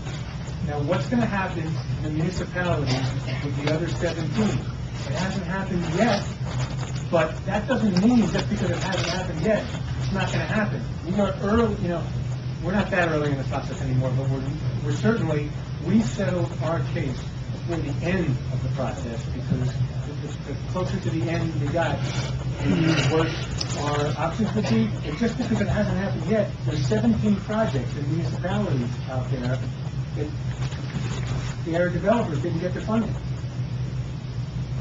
What would your advice be if the township found itself in that position where it would be dumping $20 million of debt on a relatively small population? I will not answer that question, because to give that advice, I'd have to be in a closed session. I need confidentiality so that I can give my true opinion. First, there were 17 projects. Okay, 17 projects. And I didn't ask. Seven projects, not 17, I misspoke, thank you. 7 projects. What happens with the municipalities? We'll soon see. Can I ask the council in a closed session to ask Mr. Drill to make a question? For the record. I mean, we're really in a... We've already asked that question, just so you know. Okay. Then maybe you can answer, or maybe he won't let you answer. No, he won't let us. But do you really, I mean, you're making a decision here that's going to impact a lot of people in a lot of different ways. And it seems to me that if you're taking an extreme view of what could happen, I mean, life is risky. It seems like you have to make some calculated risks along the way. And I don't know that you've examined that. I mean, throwing this up as a... Just so you understand, this option C is still a calculated risk. 71 units on Dumont is still a calculated risk. I understand. Just so everybody knows. I'm not even convinced that option C exists yet, other than a theoretical. Well, that may very well be. We'll have to find out. Yeah. I guess I got the best answer. Linda Mason, 14 Barstow Court. I know we brought this up before, but the financial, shouldn't someone run the numbers for the additional 2,200 homes for, how much is it per student, 17,000 per student? School busing and size 15. We have to account for those numbers too, because taxpayers are paying for that. So it's great that the schools can take it, and those are just assumptions. So if family comes in with 3 kids, we're going to say, does it come in with 3 to that? You have to account for those 15,000 per student, busing, sidewalks. We don't have any of that. And I'm not saying we shouldn't split it across areas. We're just talking about you have to account for the additional homes. There is a financial impact. Officers, fire. I mean, you talk about it, but someone says on those numbers, there's a consequence. Consequence to us as taxpayers. We're going to pay that bill. There's an impact too. It's not just who's going to build a home. The roads need to be expanded. I mean, there's so much into it. If someone needs to run those numbers, we need to have those numbers. Mr. Mayor, one have your CFO run the numbers. I'll ask him. I mean, I don't know what variables he can use. And every time we get into numbers, it's an unknown because, But you can run scenarios of a high and a low. well, that's what I did with the 20 million. I said, let's just pick 20 million, and I said, let's just pick 20 million as a number, so. I'll talk to him about it. That's all. You always ask them for a fact, Yeah. but give us a range. Mhm. It could be this, it could be that, based on the probability. It's just basic science. Can I just, one other thing about, the way the future of the town is going to proceed. Right now, our current zoning pretty much doesn't allow any more developments because most of the town is 20 acre. Nobody's really gonna develop that. If we decide that we're never, ever going to bring in market rate homes, all we're ever getting in this town going forward is gonna be affordable housing. That's all we're ever gonna get.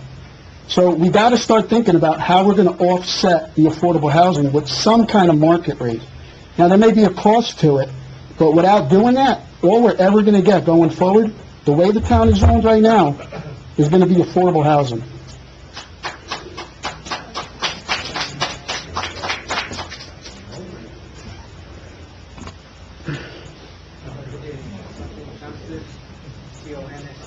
C-O-N-S-T-A-N-C-I-N, Chancellor, C-H-A-N-C-I-S, Board of the District. I am really upset. I'm going to say, it's not surprising, every time I come here I complain. Well, I have a good reason why I'm complaining. In previous meetings, at least two that I remember, I mentioned that it is suicidal to be involved in a project. 10 million, 20 million, take a number, okay? And have no cost analysis done. Okay, quantitative with metrics and criteria. So tonight, you heard people telling you, you gotta do it. But by when? Okay. You had one of the board members here saying there will be no impact. Then when you ask the question again, it says, oh no, you talk only about the building. Guys, let's get our act together. We don't know what we're doing. It is already established. We don't know what we're doing. We have these two legal experts here. They're wasting our money or whoever's money are being used for their expenses. And what we're doing, we have no specific basis. I asked that last time, and she said to me, well, I don't agree with you. You cannot have a legal expert tell you I don't agree with you. When I make a statement, I must have the basis by which I make that statement, and then somebody can say, I agree or disagree. As I call it, an objective fact trial. Okay. Here we're just spinning our wheels. Okay. And so we have to do what is called in the professional world impact analysis. We have assumptions, we have scenarios, and here we are on the 13th hour, not 11th hour, but on the 13th hour. The attorney has just mentioned on October 15th, which is less than a month away, we have to make a decision. How can you possibly make a decision without knowing what is the impact? I'm a taxpayer. I have to pay for that, whatever decision you're going to make on. I have to pay for years to come. So I have a right to know what I'm going to be paying. We're not going to do that. Mr. Mayor, you have to make a decision and you have to tell somebody, hey, I need those numbers by X date, and then you communicate that to the public. You have a right to know. Everybody else has a right to know. We're here taxpayers. You're a taxpayer too. This is what these guys have been hired for. And these guys don't know how to do it. Let's hire somebody else to do it. But it has to get done. It's not an option. We need to know what we're going to be paying for. And pretty much now we have our options. We have option A, we have option C, I don't know what our options are. But whatever options we have, let's run the numbers. What is the impact? And then we make a decision. We can argue about this and that, okay, because it's an estimate, understood. But at least we have a number. Right now, what do you get? You got nothing. You can dial that and find out what the number is. Okay, thanks. Hey, Bob, Oh, hold on, he has a question for you. Wait, Brad, I need an answer. He has a question for you. Brad wants to respond. He's on the phone. I have a question for John. He's got a question. Right. So, as it relates to the 121, our obligation, we'll leave the 200 out of Come the up here. equation for now because... Hold on, Brad. John's gonna Can't hear you. he's gonna get closer to the phone. Put the mic on the phone? Let's try it. See if this helps, Brad. Can you hear me? Is that better?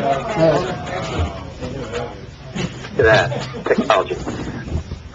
My question relates to the 121 affordable units. I'm going to leave... 121? Yeah. 121, just that's our obligation, right? So I want to not include the 200 because that's a choice we're making. As it relates to the 121, and I know you've said this before to us, when these settlements are made and when COLA was in place, and now that there's fair share and all these are going through the courts, the costs to the townships, whether it's an increase in school costs, EMS costs, infrastructure costs, when a town makes an argument that it's going to increase costs, has that persuaded either the courts or fair share to change the position to either change the number for the town or do anything differently? No, and one municipality went to there's a commission on unfunded mandates. And they went to the commission on unfunded mandates, and they asked for a ruling that actually the entire Mount Laurel obligation was an unfunded mandate, and they lost. And so the courts that's been uniformly rejected. So, if I were to summarize it as, look, I agree, and I think it was Mr. Black who said that I think financials are important, but even if we went through the trouble of doing it, and I'm not saying it's not worth the effort, of course it is, they're going to still say, that's nice, build it anyway.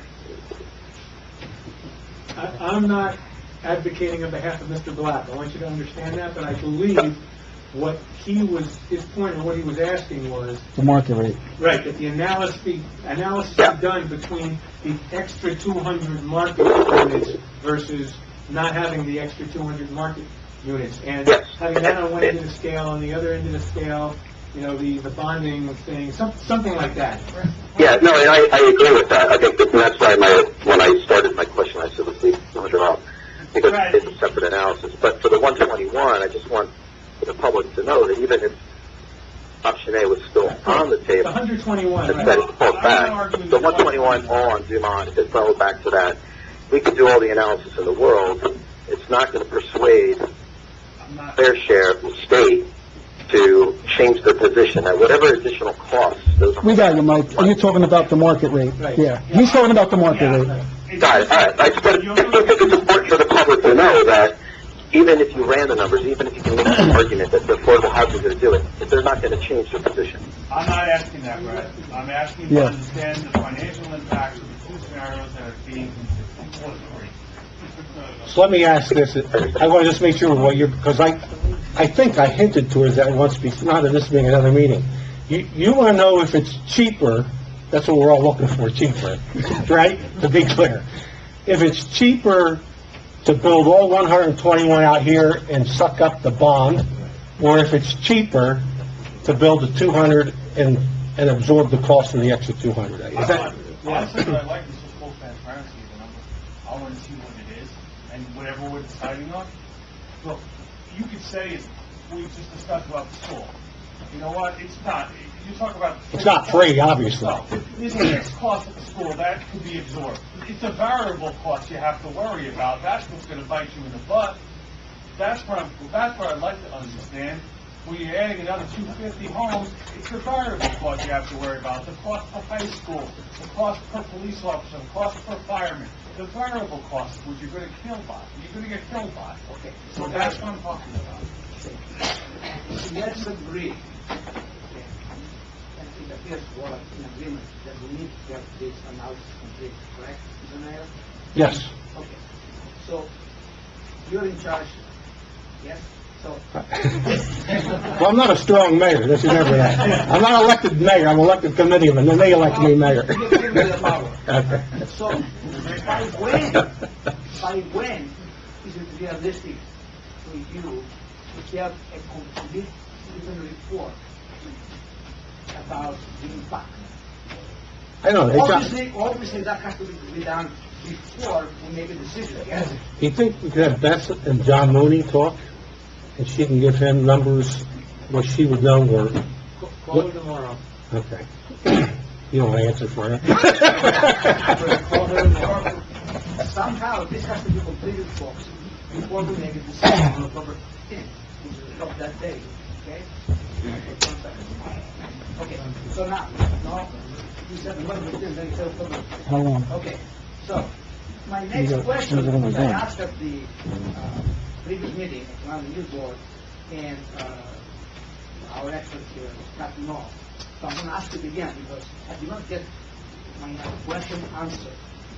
So John, please listen carefully. I'm taking notes.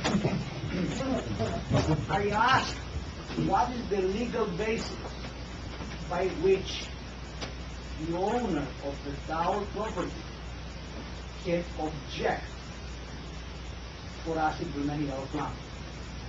The answer that I got was, well, actually, Beth gave the answer, and then I was trying to ask a question, and then he said, no, listen to her. Well, guess what? What she told me, in which things we have to understand, was, sir, that's not really your job here. So you're talking over the people. I'm not talking, I'm taking notes, sir. You were talking over me, and you wouldn't allow me to speak. Right now? So now, please listen. I'm going to control. What happened last meeting. John, he's talking a lot to me.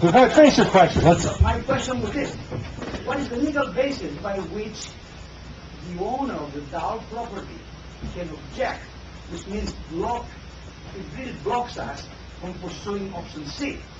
Right? The answer that was given was yes.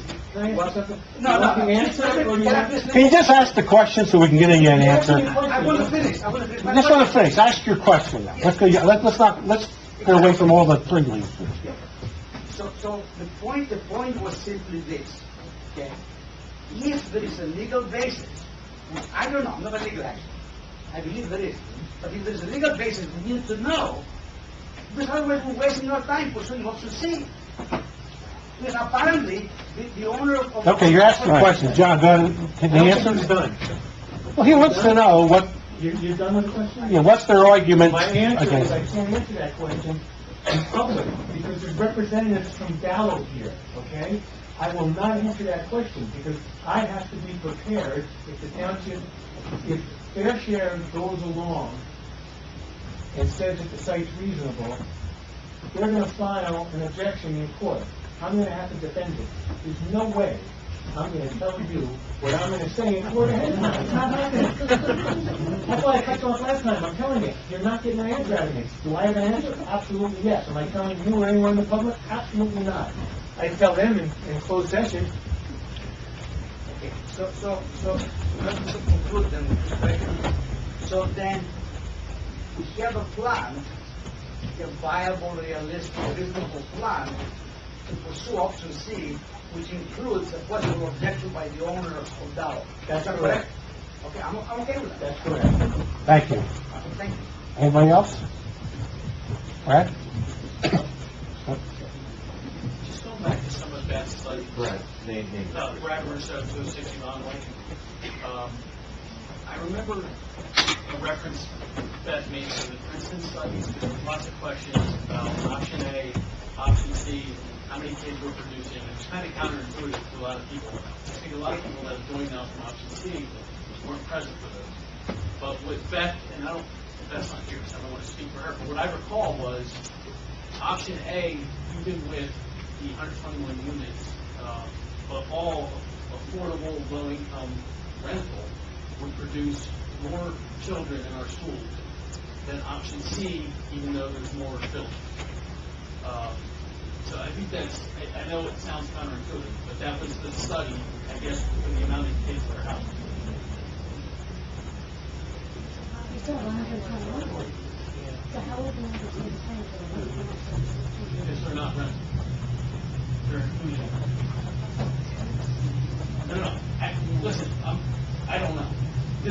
experts that were... Brad, Yeah. that typically education correlates with number of children. You gonna let her answer the question? Wait, Amy, please, wait up. Amy, But wait. that's stuff, so... You can have that discussion with Brad up at his house. The last time you gave information, just so you know, I had to send a letter correcting you, and I asked you if you would withdraw what you said last time, and you still haven't withdrawn it, and it was totally false. And I did not withdraw it because I described the conversation I had with the judge. What I stated is factually accurate. I stated what... Okay, let's go. Go ahead, Brad. End of story. Want me to put my response to you up on the website, so everyone can see it? Yes. There, go ahead. What? Brad? We got two Brads now. Perone, what's up? Well, yes, as it relates to the student count that Brad Ruth was referencing, I believe John said at the beginning of the meeting that that was published on our website. Correct. Correct? I believe it is. And in that, yes, and in that document, the estimates are separated between the affordable units and the market rate units. So you can look at how the counts compare. Yeah, I just wanted to make that clear, because I do recall that, I think back in July, the other thing was A versus C, C being half the risk for the bond amount approximately, right? There was some talk in the beginning, or some point in the meeting, that there was some preliminary analysis, that if it was bonded and, you know, the average cost to a family or a taxpayer in the town, is there any figures, I think you said in the hundreds? Yeah. Well, yeah. You should share it. You should share It would be it. the average, I don't have the document with me. All right. It would be the average homeowner, average home price. That homeowner would, for 20 million, is like $500 or $600 a year just for that debt service. I don't want to give the exact numbers, but I don't have them with me. But that's the average. So the average is maybe a $200,000 home. So if you're living in a $400,000 home, that $600 could be $1,000 for somebody. A year they're going to pay in taxes just for the debt service to cover that bond. And just to be clear, that's an approximation based on if we had the bond A. If we had a bond, and that's based on $20 million. Right. So it's actually about $25 average a million we're going to pay a year in debt Bond service. C would be half. Pardon? If we had the bond C, A little more than half. A little more than half. Well, see, everybody's looking for numbers. Now, the 160 something, if you divide the 121, we come up 160 a unit. Some people feel that per unit cost could be 200,000, so it could be more. So I just asked for 20 million as a ballpark number, figuring if you divide it by the numbers, it's about 25 million a year you're going to pay, $25 a year for each million bonded on average for a homeowner to cover the debt service on $1 million, so. okay, thanks for the clarification. Thank you. So, but I have them print out that, maybe I have Moni here. So.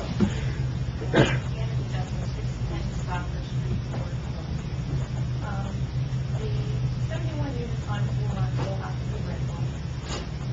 Correct. Do the 50 units on the Darrell property, do they be owned or do they have to be rented? That's up to the developer.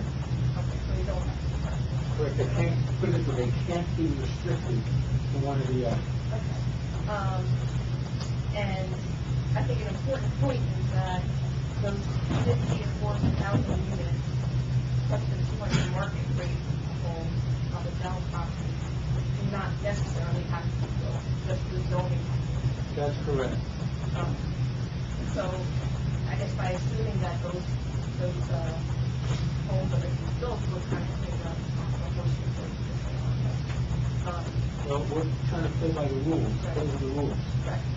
But they don't necessarily have to be built. That's correct. That's what the rules provide. The township cannot exclude the poor because of the zoning, so it has to put zoning in place to make it realistically possible that affordable housing is going to be created. They're not guaranteed to have to create it unless they want to do a 100% project without the market units, then they have to guarantee they're going to be built. And I mean, it's going to be driven by the market, so if there's not a That's correct. market with creating homes in this area, then it's also not going to want to build them. That's correct. Another point is that those 200 market rate homes are going to be taxpayers. So wouldn't the taxes that they can be generated from those homes help offset any increased costs? It'd have to be part of the financial analysis. That and the bond risk, all that stuff. And to Frank's point, that those 200 market rate homes are going to be owned. They're not going to be affordable housing rental units. And I think ownership, people that have ownership have to have a bigger stake in the town versus renters. And another question for Mr. Bell, as far as the zoning is concerned, is it legal to put a cap on the zoning to say that no further homes or units could be built there? The developer, anyone can apply for a variance. I can't speak for the land use board. Just clarification, because I don't want to, I never said they were going to be owned.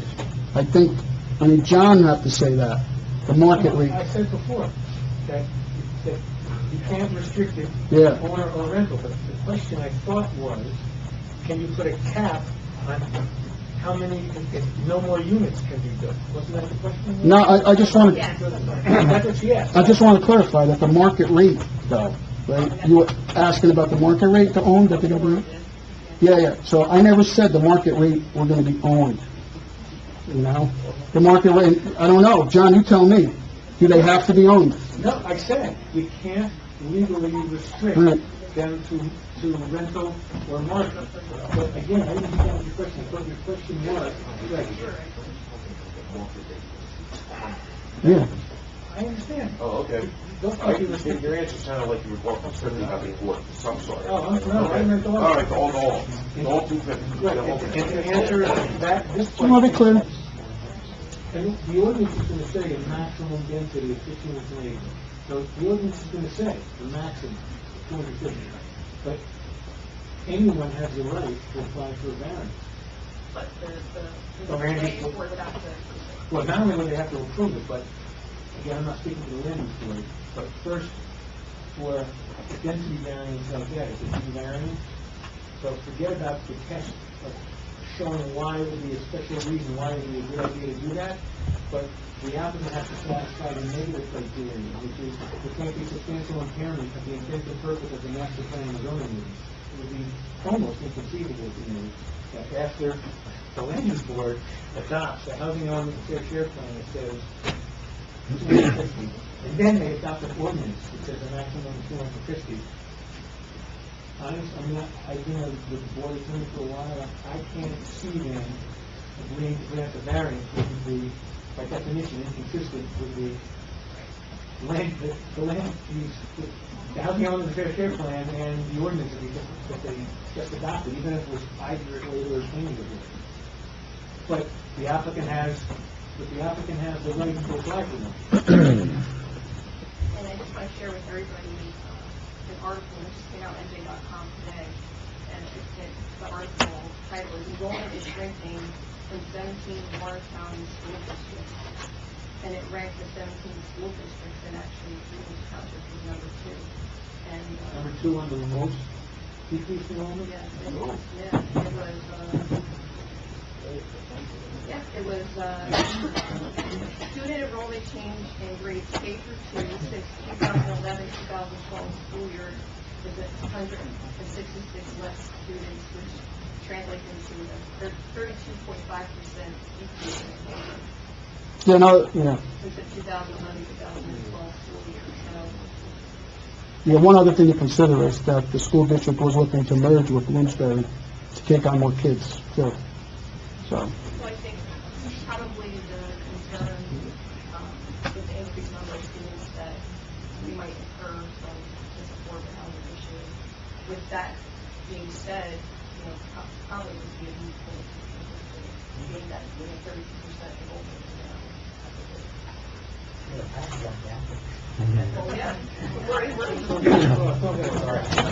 Anyway, thank you.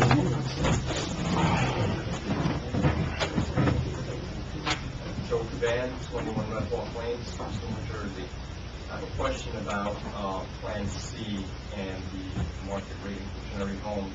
say that lot isn't built out with market rate homes, in the second round, the future round comes around, will that lot be open to more affordable housing, say 5 years, 6 years on the road, or whenever the next round comes around?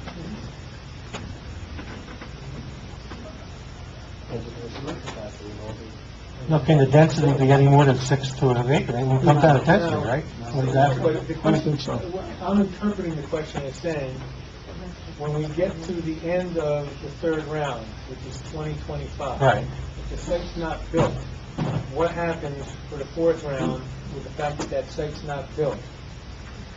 So maybe, just like this third round where you had a prior land obligation, maybe you're still obligated. So, this happened to me with a site in Westfield between the second and third round. And so Fair Share's position on that was, we could keep it zoned again. They felt that, again, it was realistic, it was just market forces.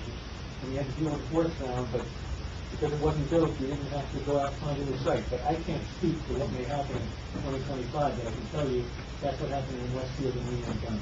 All right, another question in regards to the sewer allotment. Will that sewer allotment accommodate more than the number of homes you're talking about here, right? My understanding is Dowell has 75,000 gallons of sewer capacity. And I believe for 300 homes, they would need 77,500 gallons of sewer capacity. So that, I believe the Dowell site has sufficient sewer capacity so that, especially now that it's going to be 250 units instead of 300 units, they have more than sufficient capacity for the 250 units and they'll still have some surplus capacity. Okay, great, thank you. And I just want to make one comment. We discussed the issues surrounding burdening, one side of town versus another side of town. I agree with all of Stevensville. But what happened is a little ridiculous, in my opinion, because by unburdening one side of town, you're really overburdening our side of town. I'm not talking about just affordable housing units, I'm talking about market homes. I guess I'd feel okay with 50-50 allotment. But we're really, really getting burdened by this whole process here. I mean, having over 200 homes looking at corner to push up from our house, we're going to have more foot traffic, we're going to have more cars going on that road. I mean, it's just going to change the whole dynamic of that side of town. So, by choosing to unburden one side of town, you totally moved us on this side of town by adding such an obscene amount of homes in that corner to town. Yeah, just to be clear, we didn't unburden one side of town. They still have 71 units. So, Clearly, we already have traffic. and just one other thing. There's already 70 units not far of affordable housing not far from that site. So we're not unburdening them. They're still going to get 71 units, which is the majority of affordable housing. So We're getting through time, though. I'm talking about the whole project, not just the affordable housing. you are, but listen, you'd have to ask them, but I bet you they would probably switch with you. Yeah. Let's go to the next question. You're saying the large can be rental. We have, wait, let's do this, because, we have a whole meeting to get here after this, so let's do it. Max Snodgrass, 1611 Adams Drive, Stewartsville, New Jersey. I'm going to reiterate something I've said before once. Communication. I think everyone in this room can agree. We still have a problem with communication. We're getting junk in the mail. That was garbage proposal. I know you didn't. That's just it. We're not getting anything from you. We're in negotiations. We can't disclose what's going on. But if you can be safe, please go to this website by mail, and you'll get more people responding to that. More people are here because of that junk email than are here because of what you guys emailed. The junk email just came out the other day, and we didn't have a chance to respond to it, so... No, that was a mailer. Yeah. So what I'm saying, what I said 4 months ago when I first came up here and talked about communication, maybe this situation warrants something different than what we're doing. Maybe we should put out a mailer now and say, guys, go to this website and check it out. Because most people in this town are not invested in this. Still don't know about it. We have people coming over to me, just found out about it a month or two ago. We have people coming from other parts of town, they're finding out about it now. People just don't know. You gotta tell them somehow, and it can't just be up to us on next door. Because that's what it's becoming. I appreciate what you guys do, and I know you two a lot. I don't envy you. You guys have your jobs, and you have this. I appreciate that. As someone else did me, and I have too. That's my regular job. I get it. But that I'm being informed by someone I don't even know who sent it because it's a blank envelope with my name on it. It's not coming, I'm not getting it. I might be a little more lucky because I've had some conversations with you for 4 months. You have not. So I'm only asking, please consider that this is a different circumstance than we probably have for the next 6 years. And spend whatever it costs for a stamp per person in this town. And inform us on what's happening, or tell us where to go get the information. Please. Please. We are one town. There's no society. That's something I'm trying to get across there. I've been saying for 4 months. You did it on this, you did it over there. Guess what? We're all still getting it. We're all going to pay the same taxes, right? All of us. Not just me, not just the mayor. All of you do. Regardless of what street we happen to live on. We're one big happy community, whether we like it or not. That's where it stands. So, thank all of you, and hopefully we can figure this one out together. Thank you.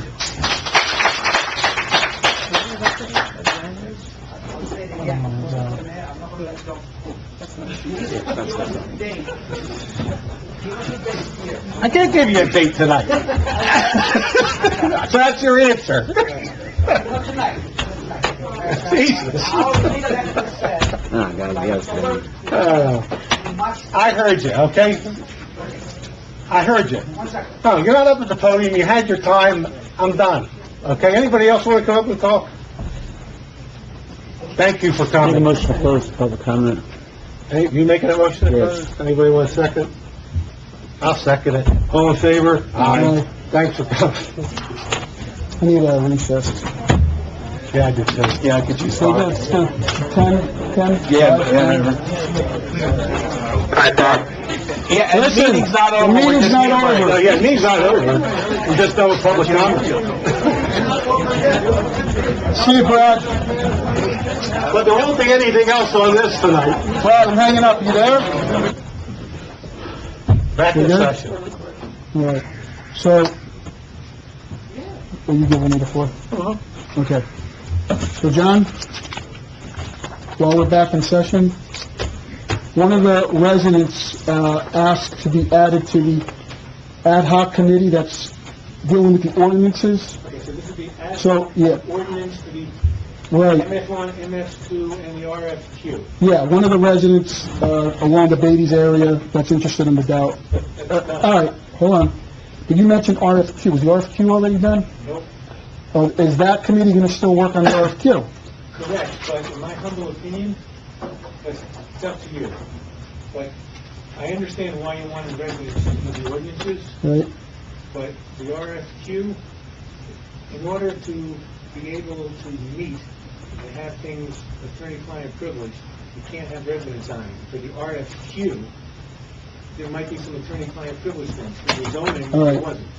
Just want to be clear, because I don't have a problem with adding another resident to this committee, but if the committee is, you're saying that we shouldn't have any residents any further because... Because you did the MF1 and MF2, so in my humble opinion, you should now de-appoint the decommission. Mark, you hearing this? You should have decommissioned the residents. I'm listening. So, no more, they're not working on the ordinances anymore. The only thing left that they're going to be working on is the RFQ, and in your opinion, no residents should be part of the RFQ Correct, but process. if they are, I can't give attorney-client privilege advice. All right, so then, I guess we're going to take this, do we have to make a motion to remove the residents from the Or committee now? disband it and then form just an RFQ ad hoc committee. Disband the ordinance and RFQ committee, and then make a motion to create just an ad hoc RFQ committee, and just think your township committee and your land use board members on that committee, no residents. That's my advice. Let me ask this then on that. It's 10 to 10. You saw how long we went through this tonight. This is gonna go on all through the RFQs, and there's gonna be a million questions all the time. If we're gonna have meetings like that, would it be wise for us to have a second meeting a month, one day a month, like a work session that does nothing but affordable housing, so we can go through all the questions? You can brief them on what you feel is an attorney-client privilege. We'll give them as much information as we can. Yeah. We'll put it We'll have it live, it'll be videotaped, so it gets out, so people can see what we talk, what was discussed. I don't think I'm gonna send a postcard to them, tell them to look it up. I mean, some people, we have to bear some responsibility on our own to look it up, but, because there's gonna be questions every month about this, even after the place is done and built, so, that sound good? Well, do you explain to me, you want the town committee to handle this going forward, is that what you're saying? No, well, we're not gonna have any residents on it anymore. So what I'm saying is, if we disband it, it's gonna be made up of land use board and township committee people for the RFQ. I'm saying once a month, I think we have to have a township meeting devoted to nothing but affordable housing. I don't have a problem with that. And then the regular meeting, there'd be no discussions on affordable housing. Because we're here until 2 o'clock in the morning every time. Three motions. One motion to disband the existing ad hoc ordinance and RFQ committee. One motion to create an ad hoc RFQ committee with only the township committee and land use board members. And the third, I don't even know if we need a motion to. Well, we could just schedule a workshop. Listen, I just want to make it clear, I don't have a problem with putting the residents and having them recuse themselves whenever you have to turn the client. No sense. We tell them to leave the room more often than the waste of the night. Be in and out of the chair. Huh? They'll be in and out of the chair. Well, forget about that, but I won't be able. Be Okay, frank. You won't be able to frank. okay, all right, then, Bob, go ahead and make your motion. Okay, well, so what the first motion you wanted to make was what, to eliminate the ad hoc committee? I don't want, John wants to make it. I can't make a motion. No, we're suggesting it. Okay, we're looking for a motion to eliminate the ad hoc The ad hoc ordinance and RFQ committee. committee. Anybody want to make that motion? I'll make that motion. Second. Any questions, comments, discussion on it? Roll call. Yes. Yes. Yes. Yes. Then a motion to create an ad hoc RFQ committee and name the people right now to it. That would be the township committee and the land use board members who were on that last committee that you disbanded. Those would be the members. Oh, okay. So that's, Assuming they want to stay on. Right, assuming they want to stay on. Which most of them have indicated, Okay. just the land use board members have indicated So to that's- me that they're very interested in that RFQ. so that's Bill Kanyuk, Don No. Marie. No, not No, Bill's not, okay, No. so I get confused. I was at 2 meetings this week because I'm getting confused. We got Dawn Marie's on it. Buck Walker. Nope. No, Bruce Williams. I can Bruce remember. Williams, yes. Bruce Williams, Dawn Marie Condis, yourself, myself, Bob Frank, and there's the third from the land use board was Joe Fiana. Yes. Yes. All right. Okay. So you're making that motion? That's... Yeah, I'll make a motion. I'll second. Anybody have questions, comments, discussion? Roll call. Mayor Barsney? Yes. Mr. Bean? Yes. Mr. Marqueta? Yes. Yes. Okay. Now you wanted to set a time. Would right? you be so kind as to make another motion to go back into closed session on the affordable housing thing so I can discuss something with you that literally just came up? But what about your, Can we get some of this stuff done before you we said you go wanted to into hear executive? No, this is going to be 10 minutes. This is gonna be- No action is going to be taken. The last one I said, right, no action taken, the last one I said 25 minutes, and I was 25 minutes. I'm saying this one's no more than 10 minutes. Okay. How about 8? I know, it was a... I make the motion we go into executive session to discuss what? Well, the same motion that we read last time. I don't have to read the whole thing today. No, you can say the same motion last Same. time, going into closed session for the same affordable housing purpose. Okay. Second. Oh, all in favor? Aye.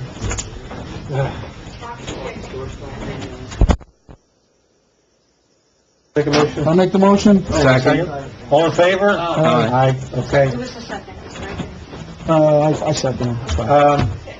Okay, we're coming out of executive session. We were in executive session for about 10 minutes, and we were talking attorney-client privilege information. Oh, yes, it's right over there. Thank you. Somebody turned it in for you.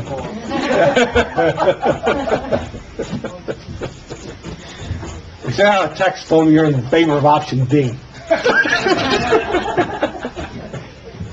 Okay, so we talked attorney-client privilege information regarding more affordable housing, so, not more affordable housing, about affordable housing. Okay.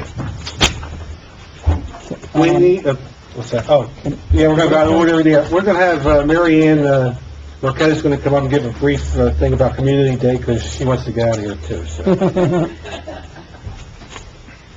Oh, wait, You have your binder? Oh, I don't know if you need it. You can just talk right from your seat. She's been forgetting a lot of You can talk right from your seat if you want, Mary Ann, wherever. I was going to say, I want to be brief. I just want to say, Community Day is coming along Saturday. We're doing a park map. Mayor, you can talk to the committee, please. Or you want to get up, you can get up to the podium. Go to the podium. Yeah.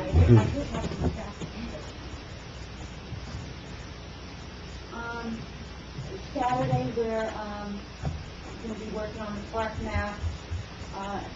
If anybody would like to sign up or know of anyone who wants to sign up and get an ad, we have to October 1st. We are going to be doing a commemorative program.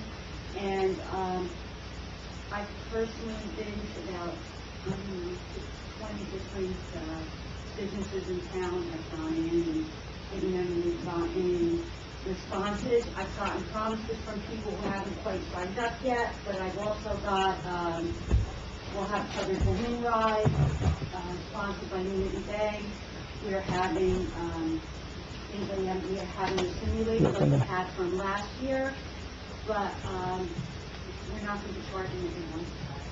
So we're getting that, we're trying to get that sponsored.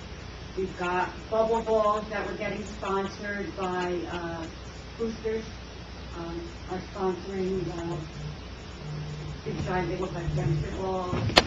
Where we've got people coming for food, we're going to have plenty of food. We were worried at first, but we've got our beer, hot dogs, burgers, and the concession stand will be open, so Recco will be providing a lot of the stuff for us. Plus, we're looking to get other people coming in, baked goods, Girl Scouts serve food baked goods, we've got pizza, hopefully, we're doing that. Applebee's is going to come in and provide free. I think everybody here wants to know, how's the budget looking? The budget, fireworks is about, running at about... No, but are you still within budget? What is the budget? Budget's 11.5, 11, right? 11,000? Mm-hmm. For community? Yeah. But I know you mentioned the party, it might be I said included. that what you put Yeah. into celebration is that that's Yeah. without doing your Christmas dinner. Right. Yeah, we're going to be over that budget, but we're getting ads in. And right now, it looks like we're close to, Right around the budget number, we're right around that budget number. including fireworks. That includes the fireworks. All So right. it went over because of fireworks, but with the ads, but you have until October 1st. Bob's Go gonna on the get, website, sign up, and if you know of anybody who wants to take an ad or participate, you can go right to the website, and if you go on the Greenwich Township website, on the top, you can click, there's a spot for Community Day, how to participate. You can either do an ad only, or you can sign up as a nonprofit or a business. And that would be, in order to get in the booklet, we want it, I think that's by October 1st. okay, so October 20th, rain date for 21st. October 20th, rain date for 21st, is from 12 to 6 p.m. and fireworks At Thomas Stewart Park. at the new Thomas Stewart Park. Right. We're going to start off with the park opening ceremony, and then festivities to follow. Okay, Thanks for your work, Mary Ann. Thank you. thanks. Okay, looking for the approval of past minutes of the June 21st meeting. We need to do, we're going to do them one at a time because everybody can't vote. For the June meeting, only Bob, Paul, and Frank can vote. So I'll make a motion that we accept the meeting minutes from June 21, 2018. Anybody want a second? I'll second it. Any questions, comments, discussions about those minutes? Roll call? Mayor Barsney? Yes. Mr. Dean? Yes. Mr. Marqueta? Yes. Mr. Spencer? Stay. Okay. Oh, well, what do I need? July 19th, we're not, oh, I can vote. No, I can't vote for July 19th, I wasn't here. No, but I must down. It was Paul, Brad, and Frank, the only ones to vote, because Will wasn't here, so, Can't do that one yet. can't do that one. Can't do that one. July 26th, all are eligible to vote, so, I'll make a motion to accept the minutes of July 26, 2018. Anybody want a second? Second. Questions, comments, discussions, corrections? Roll call? Mayor Barsney? Yes. Yes. Yes. Yes. August regular meeting, all can vote. I'll make a motion that we accept the minutes of August 16th meeting. Is there a second? Second? Roll call? Mayor Barsney? Yes. Mr. Beam? Yes. Yes. Yes. Okay. Treasurer's report. Everybody got the bills list? Yeah, we're just pulling, Mike's not here, but Mike agreed that we could pull, this bill for $877.50. Okay. For his, this is for Mike. So, we're not paying it. Okay. Anyone else? It was for some work he did, diagramming the park, so that we can use it for community day. That's You have any, yours. Will, you have any, questions on it? The only questions I have is it looks like the plans for the pavilion is for $1,300. Is that for a rebid or something like that, or Thomas Stewart pavilion plans, You know anything about it? $595, and Where'd Mike go? $654? He's out with John. Oh, that's right, with John. It was for a rebid. Oh, here he is. For both of them? Mike, Mike, that's, While you were out, I mentioned that you said that we could pull the purchase order for $877. What do we, okay, 877. Yeah. Oh. That one that we communicated on, just so you know, Yes, all right? Yes, that is correct. And then, Will had a question for you.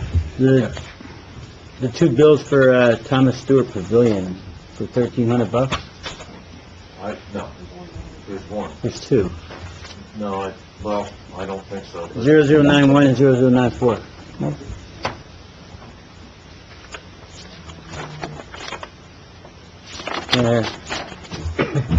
$595. He's the one around.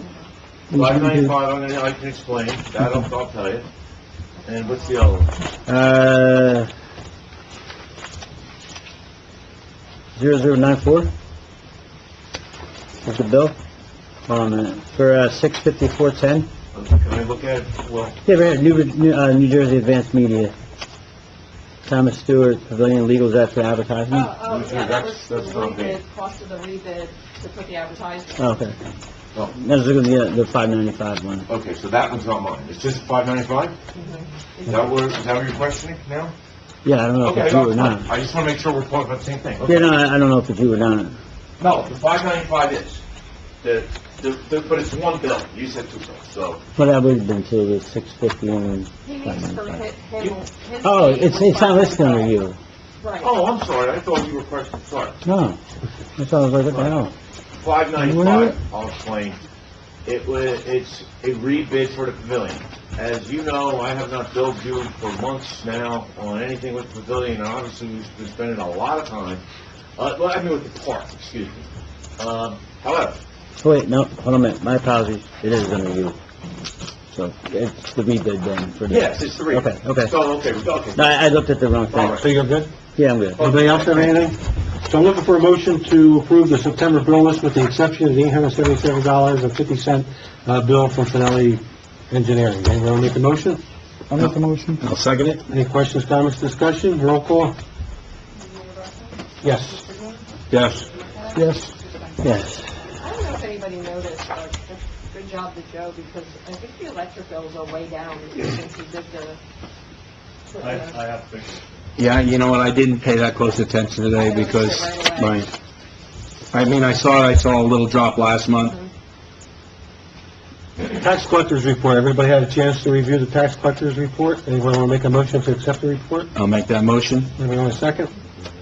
I'll second. Any questions, comments, discussion on the tax collector's report? Roll call. Well, we're going to do this as a consent, just... Are you doing her tax and sewer reports? No, I was going to, okay. Well, she has included the sewer report under the collector's report, yeah. So has anybody had a chance to review the sewer account report? Anybody want to make a motion to accept that one? I'll make motion. I'll second. Any questions, comments, discussion on the sewer account? County, okay. Roll call. Yes. Yes. Yes. Yes. Municipal clerk's report? I'm going to make this very brief. down from my original one, but just wanted to mention that Brad had asked me to look into the phone bills because we had known that there was we thought there was some about the billing. And the result of that, we still have some lines that we think we might be able to cancel, but we're going to get we got an $860 refund from Service Electric, and I got confirmation from Verizon they're going to give us $2,200 and change back. And moving forward, it should be about $100 a month, so. Okay, good job.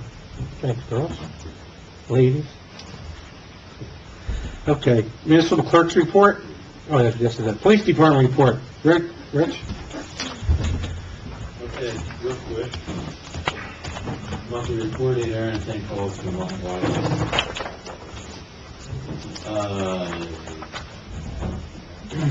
Everything pretty much winding down from the summer. 4 adult arrests, 4 juvenile arrests, 79 summonses, 3 summonses, 1 parking ticket, 110 warnings, 6 reports cleared by the Detective Bureau, the cases, excuse me. We had a couple of involved cases last month that still working on, so they're taking up a lot of time. Overtime report. Actually, is there any questions on the monthly report? I don't have anybody else have it?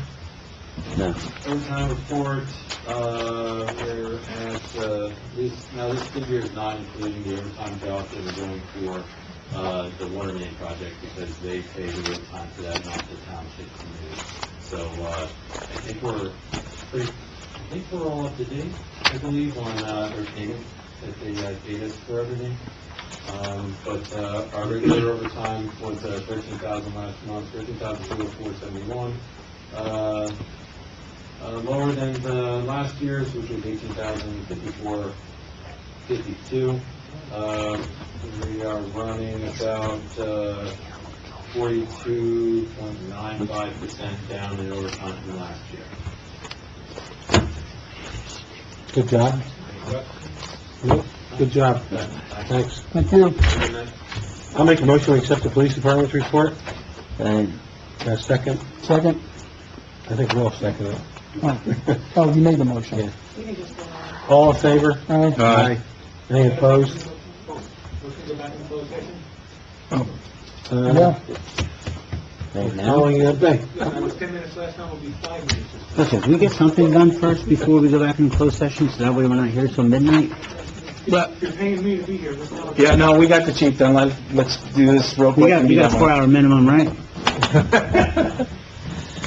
Everyone make a motion to go into executive session? I'll make it. Anybody want a second? All in favor? Aye. Oh, you're done.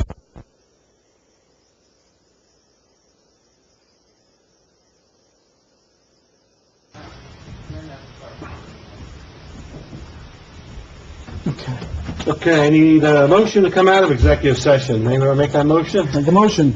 Anybody want a second? Second. All in favor? Aye. Aye. We're in executive session for approximately 15 minutes, again discussing attorney-client privilege information regarding the affordable That's housing. 5 minutes, and you guys have 10 minutes of questions, just...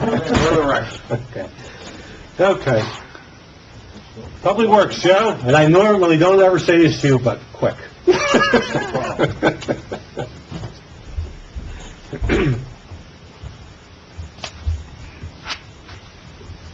I'll give you a quick version. We do have a couple issues there, and I know, Frank, you're aware of it.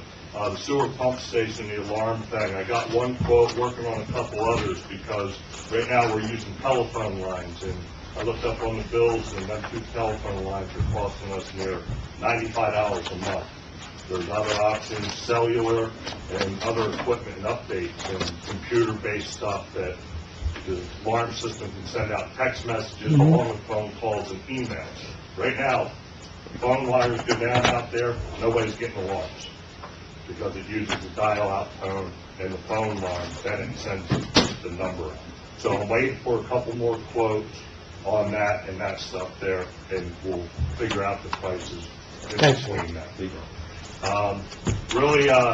DPW leaf collection program is going to start October 29th and run through December 21st.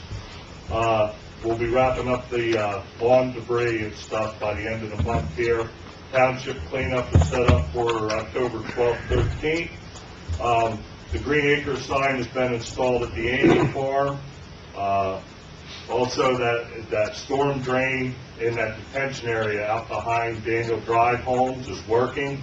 The puddle is subsiding and stuff, so that seems to be working out. Just a little more topsoil work to do out there, and that will rectify that water issue back there. Really, the only other things here is the Thomas Stewart Park. The DPW finished up. We did everything through the school property. The topsoil, we seeded it and had that all done by August 30th before school started, so there would be no interference with the school. The only question I have is part of the striping. Are they going to stripe the path out when we do the parking lot, or do you want me to run the striping with our machine? No, they're gonna do it when they come. They're gonna We already sent them a plan, they're aware of it. Okay. Yeah. I also, because people have been parking on that path, we put up 2 no parking this side signs on the left-hand side. They got vendors coming in and out that road, and they're pulling off there and Where's pulling the off. okay, I Yeah. can see. And that's not developed, that's not No. designed the whole field. No. So we gotta get that delineated Well- before it's tearing it up. Well, it should be pretty soon for they're out there, within the next, Okay. next week. So, next 2 weeks, so let's jump on. And then the next thing here is, we're at the point out there mowing that we're in the process, it's starting to need to be double cut. And I just want to throw this out there, is that he's running into about 16 hours a week right now, and that's not doing any weed whacking, blowing of things, checking garbages, what the park's going to need. It's going to require more man hours and time next year when this becomes functioning, operating park. I was just gonna ask you about that, Joe, if for the next meeting, if you could put together a plan as to what it's costing us to cut the park, maintain the park, how many hours you got on that brand new mower that's supposed to be used for snow this year? And that mower right now is being warranty work, the hydraulic tank. I was gonna say, we're using our old mower. how bad has it been beat up out there with the rocks and everything I don't else? have hours and stuff, I can get that all together. Yeah, if you can do a whole comparison as to what it's costing us compared to what it would be to send it out to bid. Oh, okay. Well, what I can do is I can give you a comparison where we're at right now compared to what I quoted at that. Right. Yeah, especially with the maintenance of that mower being it's brand new. Mhm. So if you can, I'll talk to you about it. Okay. And the only other thing, like Kathleen had stated there, was about the energy savings. Check the energy bills. August 2017, the municipal building was using 10,000 kilowatt hours. This August 2018, 6,600 kilowatt hours, difference of 3,400 kilowatt hours. And this August, we had what was considered by the weather service like 5 or 6 heat waves, more than 90-degree weather.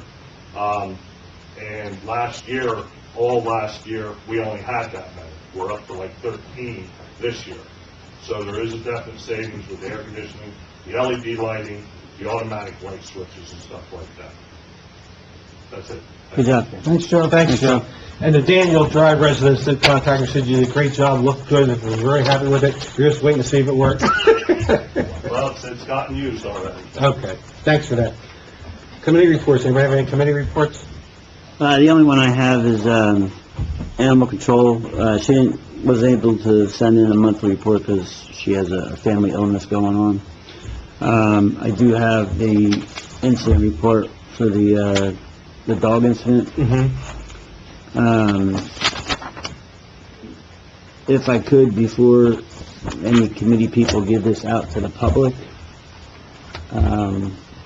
it's a closed door session one, if it has to be redacted or anything like that. Yeah, if somebody were to open it, we would take a look at it. Well, there's a committee person that wants to send it out to the public, and I don't know if anything has to be redacted first. The incident with the dog thing. Okay. So before anybody sends this out, please make sure Mike looks it over or whatever. Okay. That it? No, actually, I see it's not here. We need to accept the court report, the monthly court report which is in here, which had the correction from last month, which we ended up not accepting last month. So the first thing we need to do, I guess, is accept last month's because it was accurate. It was a mistake on Pohatcon Township's part about not deducting their share. They changed their process of how they're doing it. It went from the court taking it, the court staff versus their CFO pulling it out, so it got missed. They rectified it this month, which if you look in it, you'll notice that the number is considerably lower, but that was to offset the last month.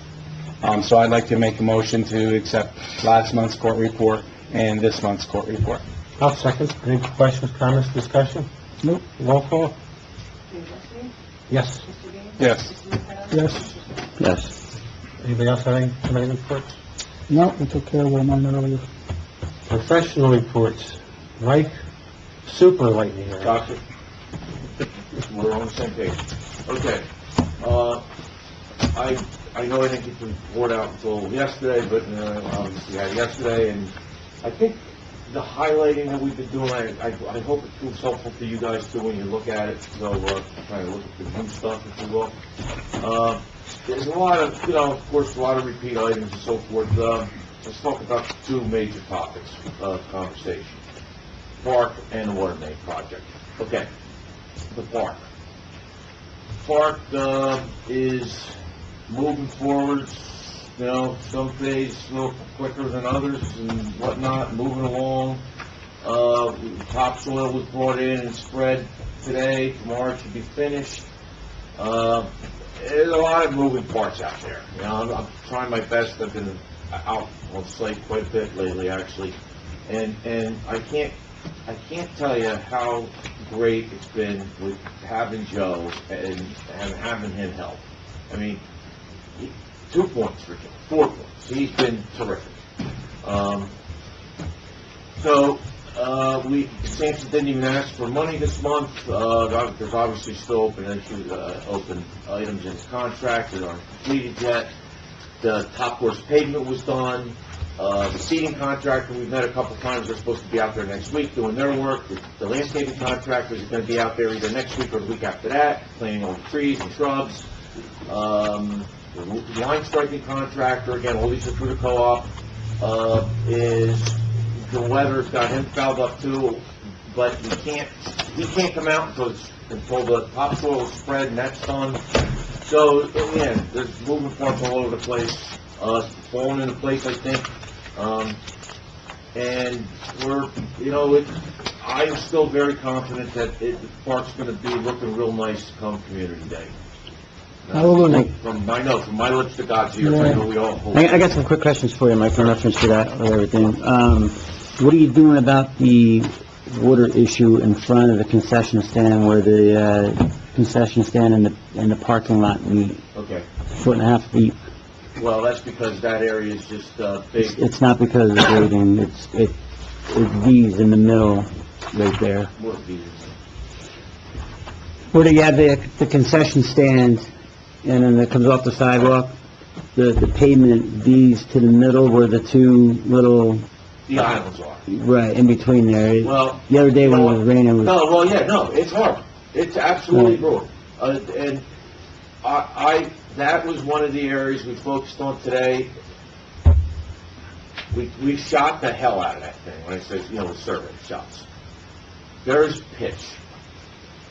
Obviously, until that gets finished graded, and it's just a big mess in there. Yeah, but it's not the dirt area, it's the pavement. No. Holding water. Pavement, okay, how much detail you want me to get into? Just talk to you after the meeting? Just quick after the meeting. I still am confident, Will. We talked about that exact thing today with Joe and with our inspector. I think it's going to work. We got a pipe in the ground there. I don't know if you know that. We put a pipe in the ground just in case, which we may end up having to use. That one island is a little problematic. So, okay. And the other question I have is just from a legal standpoint. I want to see Community Day out there with everything. Do we have all being that it's a construction site right now, is this going to be done October to have the community day from a construction standpoint, like all the permits, water, health permits for the concession stand? Is everything up to par? Because if we're using the site and it's not up to par from a legal standpoint, what's our legal aspect of having everybody there? That's if my it's- favorite question, and all I can tell you is the concession stand and the approvals through both DCA and the health department, I honest to God, I can't speak to them directly tonight as far as everybody and their brother understand the timing and know about getting it done. I talked to Mark Zagota twice this week. Mark's right there. Segura. Point Gary. Fort Garrett. Well, yeah, well, that's maybe, that's a good question. You brought up approvals for a concession stand. I know we talked about the health, you brought up health permit. Yes. I know you guys are working on that, right? You were work, We are, but we have to wait for Sampson to get his final inspection. right. And then the only thing we have left responsibility-wise, before we can get a health inspection, after we get all the final approvals from DCA, is we have to hook up the triple bay sink, and then we can call the health department and schedule a final health inspection before community day. And we have all the other permits for the water lines are all done and everything's good to go? They are all up to date, yeah. Okay.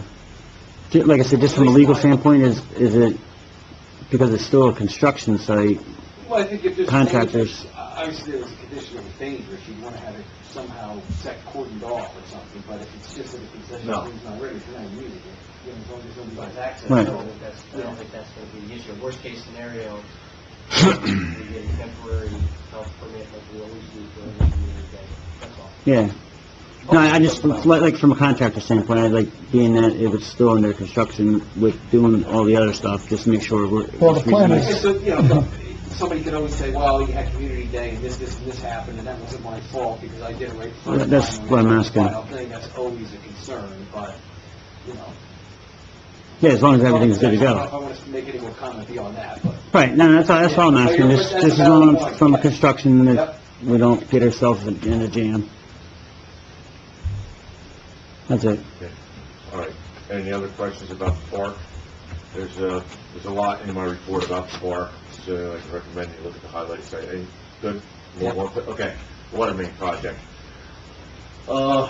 Again, read the highlighted stuff, highlighted sections of my report, kind of sums up what's been going on. They're getting close to being done in Greenwich. There's going to be still one big part left of the project, and that's going to be right out front here on, Greenwich Street and across to the intersection to the tie-in. That's going to probably take close to a month, they're thinking, because of the bridge. We're obviously dealing, we're on site with the contractors, every day and whatnot, and most of the work right now is happening in Franklin. The paving and temporary patchwork, I've spoken with a lot of people about it, just, people in town. It's been disappointing, and we try to emphasize, even though it's a temporary patch, to improve it. They got a crappy, pardon my French, and the terminology, repair, trench repair restoration. Is that the Montana, Yeah. the 57 is horrendous. No, it's the whole, it's Yeah. everywhere. It's the way they work, and it's not just these roads, it's Yeah, every road they're cutting up is terrible. No, and the only solace and comfort is that it's only temporary, even though it could be a little longer term temporary than we had hoped. What are we gonna do over the winter if it's like that, and I start getting holes and potholes and that coming up? No. Good question. They're gonna have, I would talk to them about that already, Joe. They're gonna keep a guy, even if they're not really working, hypothetically, they're gonna keep a guy here, just for that very reason. Okay.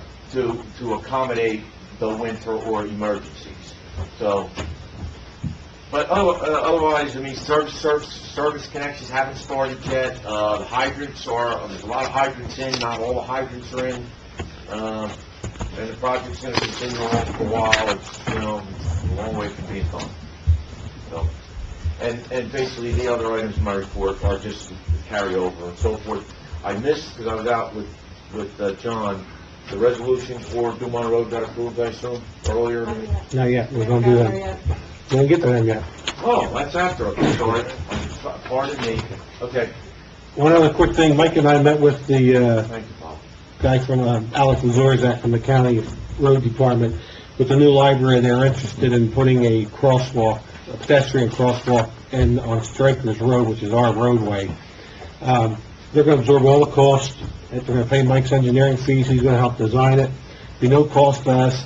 They're just looking for us to work with them, give them approvals or whatever to construct the pedestrian crosswalk. So Mike, you and Mike, we have to come up, formalize some type of agreement with them.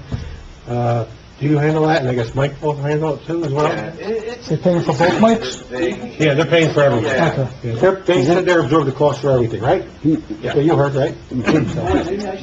Maybe you should do it. A quick question. He should vote. So anyway. Quick but you know the question. people, oh, I'm sorry, go ahead.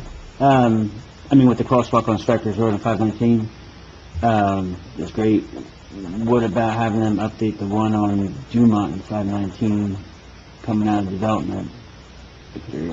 What's wrong with that? I don't know. I'm just saying like an update maybe with the flashing signs or, the crossing. Dumont, 519? Is that a signalized That's intersection, right? yeah, that's signalized. Yeah, like with the traffic light, if they want to update the signage or something like that. We can ask them. Yeah, What their... Yeah, I'm just saying, I mean, if they're gonna do the one, if they... We didn't talk, that's their road, so I guess that's why we didn't talk about that. Right. Yeah, and just so everybody's clear, this is not gonna be a standard like crosswalk in an intersection because the Strikers 519 intersection is just too wide. Oh, it's huge. You would need a pedestrian island in the middle. This crosswalk's gonna be down by the entrance to Rat's Deli, and that's where you're right. gonna cross. That sidewalk on the Rat's Deli side of Strikers is in. Okay. So both No, the crosswalk. that's fine. And then they got a built sidewalk on the library side to, yeah, also the library, the grand opening is what, Sunday? Saturday. I can't make it. It's at noon on Saturday. I don't know if anybody here, you all get an invitation, sir, or not? No. I don't remember much. Hey, Mike, when they get to that, and I wanted to do some crosswalks and stuff, but Strikers was on my list to get them left and right-hand turn lanes. Maybe we can work something out once they paint the crosswalk. We can get the turn lane taken care of. As far as restriping? Yeah, we Oh, okay. Well, they're there. They work it. Okay. Get the work done. Okay. Good, Mike? Yes, thank you. Okay. Old business? New business? Okay. Nobody wants to pull any of these out for any of these questions.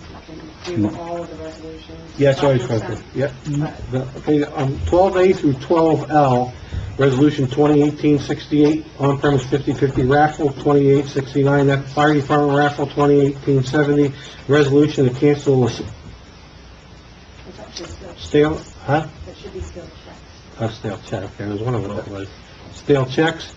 Resolution 2018-71, resolution authorizing redemption of tax liens. Resolution 2018-72, approval to submit a grant application to NJDOT for Dumont Road Section 2 resurfacing project. Resolution 2018-73, appoint custodian of records. Resolution 2018-74, designation of all school as an area in need of redevelopment. Resolution 2018-75, resolution agreement to pay $5,000 by end of January 2019 to Walter Lewis. Introduction and ordinance number 07-2018, ordinance to amend Chapter 5, licensing of dogs of the Code of Township of Greenwich. 12J, townwide communication e-blast system. 12K, the personnel policy subcommittee to review proposed amendments. And 12L, Nixle system cancellation of service. Need a motion to accept all of I those. think the only thing we have to pull the ordinance. The ordinance? Okay. So we pulled 12I, so I'm looking for 12A through 12L with the exception of 12I for a motion to accept. Make a motion. Anybody want a second?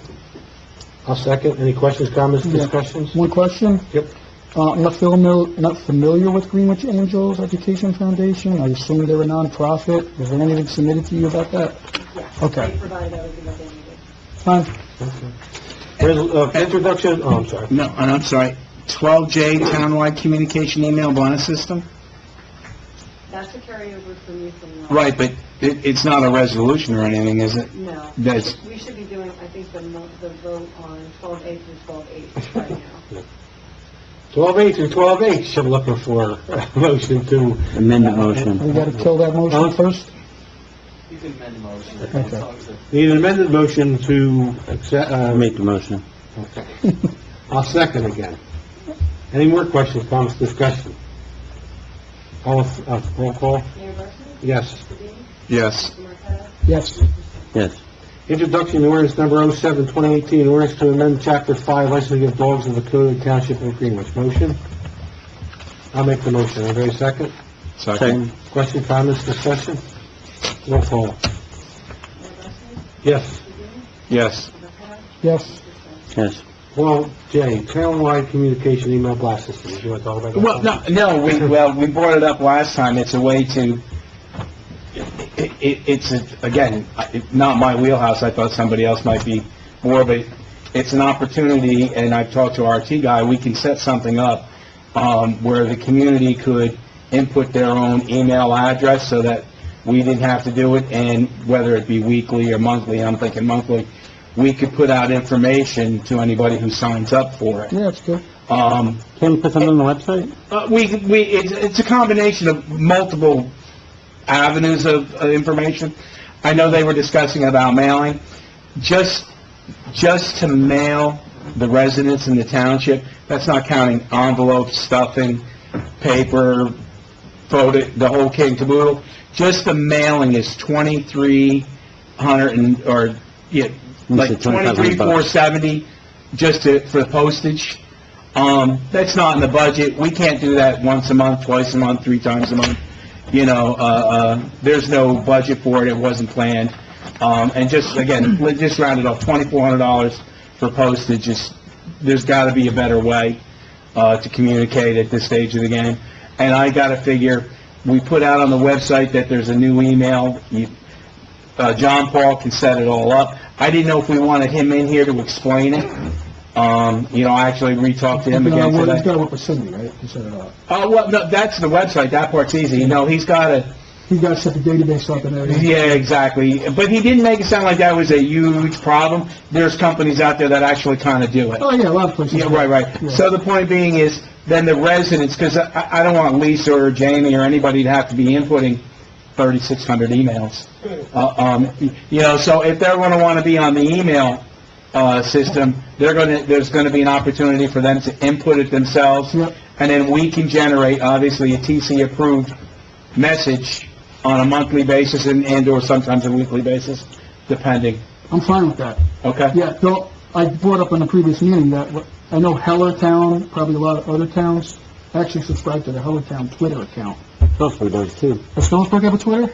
They have a Twitter, and then they have the email list that... Well, then I think the combination... Twitter, Facebook, Yeah, an email system, Why not? Why I not? don't think there's any cost to the Twitter account, actually. It's like no cost to the town. Right, just create an account, we're not that's it. even Facebook or anything like that. So, but moving forward, if we can get as much information out there, I think that would work. Prevent a response on Twitter? That's the only problem. No, The insurance I don't think you can. like, I have to look into it, but I know a lot of towns use it, like I said. yeah. I know Hellertown, in PA uses it. I actually subscribe to it. I get all their stuff. Yeah, you know what, it's just, I it's a think great it- idea, but it's just, They can please, feedback. yeah, they can respond back. There's Facebook pages you can have that people can't. Can't respond back to. I'll have to look into it. Well, yeah, I mean, maybe that works. I don't know what your carrier's gonna say. It's just stuff to start to look at, but the point being is, try to move forward with John Paul to have a plan in place for next month? Yeah, absolutely. Okay. But, Mike, what do you mean the carrier? Insurance. Insurance companies Oh, okay. always advise against having Facebook pages or any other type of social media where it's response, because what happens is somebody says something, Derogatory. bad, or, people say it's just bad. Now, Jim, though, wants to have all that set up. And someone's going to show up and say, I didn't know that was going on. Nobody ever told me how to sign my email up to get that information. Now, It'll never be enough. I brought it up last meeting, is we gotta put a notice on there that It's never enough. the email addresses, once they sign up for service like that, then become discovered. No. My point is, that people will be coming up, Oh, no, the no, first I know time what something you're happens that they didn't hear, and we're saying, well, there was an email blast that went out, and I said, well, no one even ever told me how to sign up for the email blast. You need to get information out to us. No, It's I never understand ending. that. Which is, I was just saying that once people give their email address, then that is, they can, Discoverable. Oprah that, and we have to provide it. Yeah. So, You're right. Okay. Go ahead, let's go. The personnel We're all good policy. with it, so All right. everybody's good with it. Personnel policy subcommittee to review proposed amendments. What's that? Piper was asking to have a meeting with you, and we had put it off to the summer when it calmed down. Okay. It did not calm Let's down. schedule him on the agenda for next month for that, We and, brought a subcommittee to review first, is Yeah. what you asked me to do. Okay. It's up to you. You said you and Paul. I just got We'll you. look at these things. You interested in being on? Yeah, sure. Okay. I have your homework right here. Anybody want to make a motion to appoint Paul and I to the subcommittee review the proposed amendments to the Oh, personnel yeah, I'm policy? all good with that. Anybody want to second that? Will? Sure. All in favor? Aye. Any nays? Nixle system, cancellation of service. I think, we discussed that last month. We should cancel it, right? So we need to, is that what we're looking for, a vote on Just need it? a motion on the record. that- Anybody want to make a motion to cancel the Nixle system? I'll make that motion. Anybody want a second? Second. All in favor? Aye. Correspondence? Public comment? Anybody make a motion to open, I'll make the motion to open public comment. Second. All in favor? Aye. 30 seconds. Good evening. 1.31, 280. A couple things, just real quick on communication. I will tell you that, you have the Greenwich Gazette, this is free. Greenwich Recreation, you use it, she gets a snap for free, goes every resident in the township. Might want to look that up, no cost. I will say too, from the email, although great idea, Paul, we have 1,486 accounts in recreation, and I sent out an email the other day, and only one person read it that I know of. I would say probably 800. They tend to get beat over the head with emails and legislation, so it's tough. No, understood, right. And just on the Print Plus thing, I too have personally used that and everything else like that. I don't know that the size of the letter that we'll be talking about, she's going to do for free. It could potentially be pages. And to be quite honest, I find that's also unread. I read it in a month. Well, I do too, but, I advertise it regularly and so do other people and you get zero response. I think for business purposes, yes, but for community, right, I mean, it's not cheaper than $24 a month, right? Right. Send it out. Gentlemen sit back there, we got the opportunity now, we read it all, you know. Right. No doubt about it. So, those are my only two things. The other, with communication, Will may know this, I don't know, and Bob, you might, the county that I was involved in, Can system. They moved away from next one. I don't know if the county has any, but they offer the It's called the CAN system. Okay, yeah, they just switched it. We have access to that, Yes. Joe? Most counties are doing that too. Yeah, there's access, but not for that general stuff. There's a lot of emergency. Just for emergency management. That's what I thought. They don't have it for just public information. That's what I thought. All right, and last but not least, I just need a clarification, if I can, just the last executive session you went into. I didn't hear what it was for. Oh, okay, you must have. It just seemed like it was a little rushed. It was another attorney-client privilege discussion on affordable housing regarding... Okay, all right, thank you. Sure.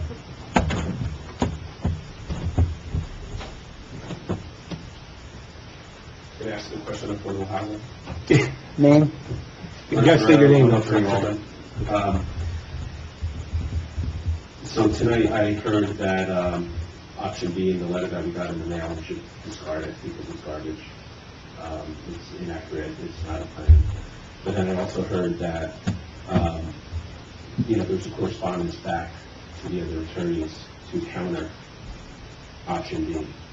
I just wanted to ask the council, what are you looking for in option B for it to be a viable option? Are you looking for them to fund the entire project?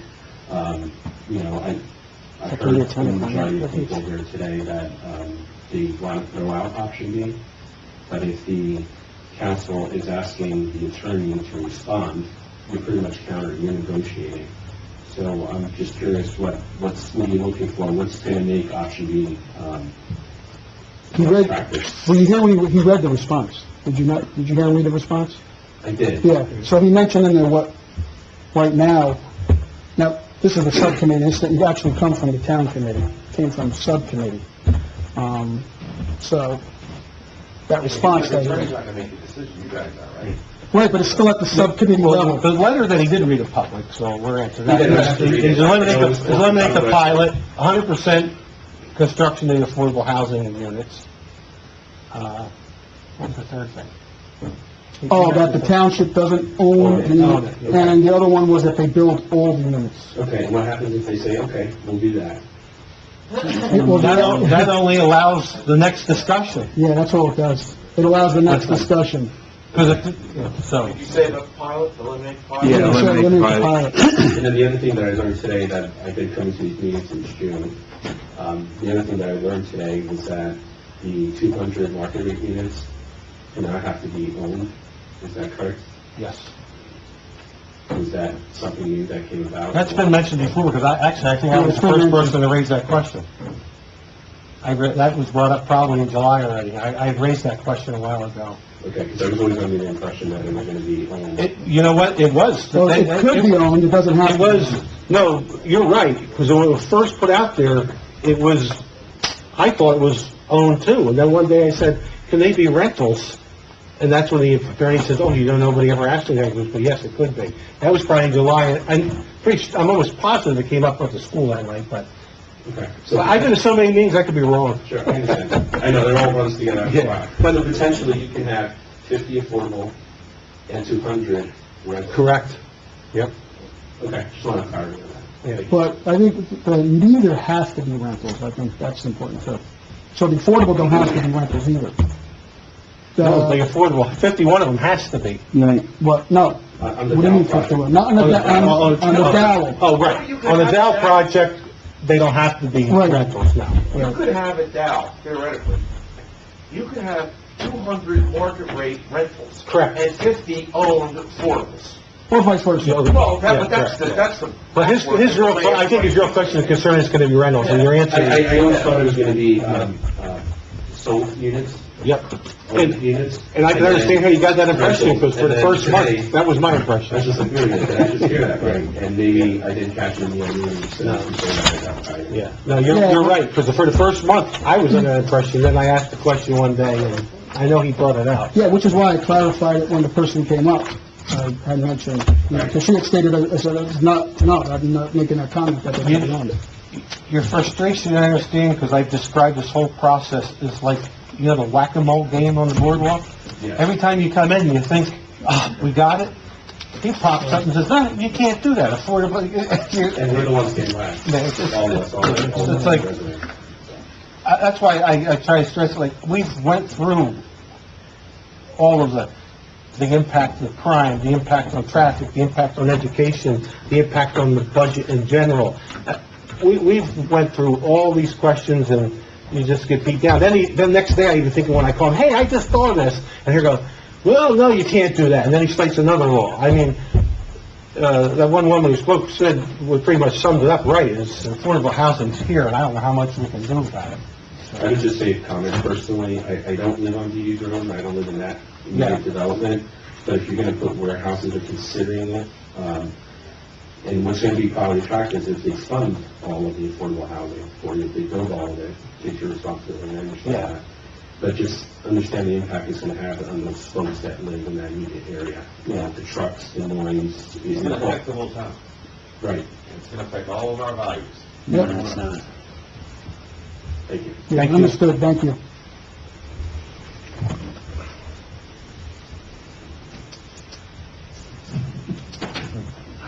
Speak too loud, easily. Do I have to say my name? Yes. Do you know him now, Lisa? That's not... She knows you, Yeah. you become famous. I don't want to be. But, I mean, there you go again. We have stuff that has been said, we don't know. So, yes, I know we're not budgeted for mailing stuff out, right? But whoever is sitting on our junk mail is what people are going to form their opinions on. And if we're going to have an email blast system, if we're going to have a Twitter, if we're going to have anything else, you have to advertise it so people know about it. How are you going to do that? There has to be a plan for this. I know it's not going to come overnight, but if we continue to table it until the next meeting, talking about every meeting, nothing's going to be fixed. So second time we brought the email blast, same stuff we said last time. Good idea. How are we going to implement it? How are we going to get it out? We have to start thinking about this. We might have to do a mailing at least once to put out information about everything that's happening to straighten that account. Because I guarantee you one thing everyone did do. They went to their mailboxes, opened up that piece of crap we got, and formed opinions on it. They need to get the right stuff. They need to get it now. Because if there's something fine about this in 2 months, when it's being signed, and they're going to blame everyone in this room for it. You guys aren't at fault because a lot of this stuff happened before you, but they're blaming your organization because you're in it right now. Sure. That's how it works. Thanks. Took the oath for it. You guys know. When it comes to stuff like Twitter, Facebook, there are federal and state guidelines you can follow to have it. The military uses it daily. I've briefed over 1,000 people on certain subjects all through a couple of those meetings, and it got to them because it's advertised. Go ahead, do about it. You got it out. Public affairs officers. So you do have mediums in your state, in your county that can help you with this. You just have to look at research. But there are guidelines that can be followed. You can post stuff. People can post stuff back to you. If there's something that isn't quite along these guidelines, they're at fault. So those procedures have to be done. If you have avenues, you can make it happen. But I would recommend that you advertise it at least once to your town, whether it be in the Gazette or something else. You have to get it out. You have to. You can't keep doing things the way we've always been done. That's always the wrong answer.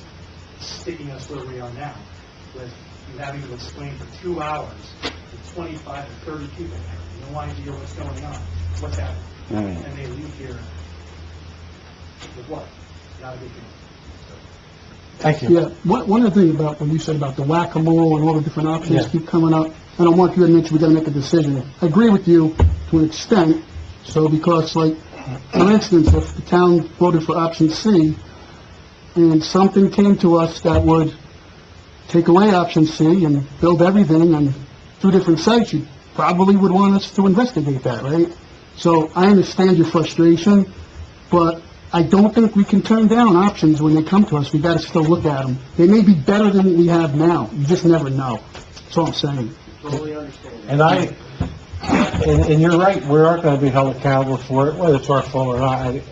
I've already made up my mind that however I vote, I'm losing some people as friends whichever way. So I've already accepted that, so don't worry about me with that. I know the night the final vote goes, there's people walking out of here who not going to like me, and I like the answer. But if everyone knows what's happening, at least they can't say they didn't. Just last time, then. Frank, valid point. But you saw me sit there and Tim sit there and John say November 15th and he changed to October 15th. That's 1 month. So what I'm getting at is, when I say make a decision, I'm just saying make an informed decision as soon as possible, because I don't think the right thing to do is to walk in this room October 15th with an angry mob and be forced to make a decision that day. And that's why I said I still agree option B should be strongly opposed by you if it's truly off the table. It sounds like it was a bogus deal. You should address it that way and get it out of the way. But apparently that's not the case. There's still talks going on, apparently. So I understand you got to keep your options open, but as Bob discussed in the meeting, the clock doesn't stop. So do we need to have another meeting in 2 weeks? I don't know. I mean, nobody's welcome to stay here until 15 at night. I know I'm not. But it's obvious. This is game-changing stuff in town. We all recognize that. And we are the Kingfisher. Yeah. But the point is, we all these options staying open, it's a constant change. Nobody can get a grasp of it. And I'm watching you guys out there, all flustered, not even knowing the answer. I'm watching the attorney trying to answer for you, it's embarrassing for me as a resident to see you guys flopping around up there and not knowing all the answers, and you're really relying on the land use board. There is no way to know all the answers. I understand. So I don't feel bad. I don't feel like I'm flopping around. Yeah. I mean, personally, how fluid You can this... say however you want, but You see how fluid this whole thing's been? Personally, me personally, I'll have to look. I just assume that we're gonna have around 50, 60 people running for office next year. I'm looking forward to see who's running. And just don't commit to anything like this. Listen, until we have a developer under contract, I think this is always gonna be fluid, in my opinion. Until there's a developer signed, I don't think that deadline has to do with the settlement agreement, but I don't think anything stops the towns from trying to go back into it after the agreement, you know? So, but, I don't know, I'll let our attorney answer that one. Well, look, the settlement agreement just says you're gonna provide what you're by law required to provide. Yeah. If some other opportunity came up. After that to deadline, satisfy that, right. You can do that. Yeah, so- All Fair Share cares about Is building the units. building the unit. Right. So if there's a plan where you build them somewhere else, it's just finding the best thing Right. you have available to us now, which is what everybody's trying to get. So then essentially what I'm hearing is you should just unfortunately accept the option you've already signed on the dotted line for and deal with it later. If you want to modify it, modify it. Nothing's signed on the dotted line yet. Yeah. Well, technically it is. Yeah, no, it is. Technically, A is the decision. All we got is an extension to discuss Right. B, C. A's technically, A's technically, we have right now. I only read what's online. I don't have any confidence, but. You never know, it could be. Yeah, if I came up with another option, would you guys consider it the same way with B and C? I would. Sure, yeah, we're open. Yeah, sure. What, you have some?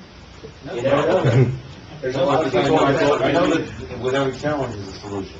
Yeah. I heard one tonight that I thought was interesting, which was doing retail on the Dumont property, retail on the bottom, apartments on top. Yeah, you need to develop, you need the landowner willing to do that, so. No, Oh, Dumont, on Dumont. yeah. Retail on the bottom. Yeah, but then, Apartments on top. I don't want, we can start arguing that, but then the town would have to own it, you know, so No, so that's, essentially, just basically back to the point is, yeah, I think, listen, this is no, there may not be no right answer. There isn't. But, the sheer fact is the 2018. Pardon? It's definitely a wrong answer. Which one's that? Putting 1,000 tractor trailers on 170. And you know what? I hear you.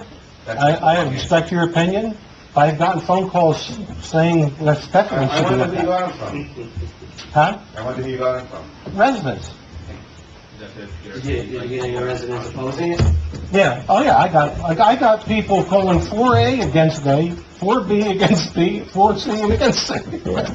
That's all part of the plan, Yeah. the developers, we understand. But, Well, you guys live here, back, yeah. Yeah. and you're okay with, I don't know. Nobody said No, nobody said we're okay with it. This is what you Nobody said we're okay with anything. Yeah, that's, no, so just what before I separate, just, like you said, option A is the one that's chosen now. That's the one we know. Yes. That's the one that was signed. Correct. And that's kind of been always the question is, why veer off of that? And maybe just deal with that and modify that in the future possibility. But now entertaining other developers coming in, it's just a frustrating, and again, I'm not sitting in your seat and hearing what's going on in these executive sessions and behind closed doors on ad hoc committee meetings. But the point is, it literally changed in the middle of this meeting. It keeps changing. It's cultivated by us not knowing, and that's kind of what I'm saying. If it's A, it's A, and we deal with A later, and we spread it, and we do whatever we can, like you said, Frank, if Fair Share allows us to build them, as long as we build them 121, like Mike said, we build it, and we'll just find a viable place to build it. That's all I'm saying. yeah.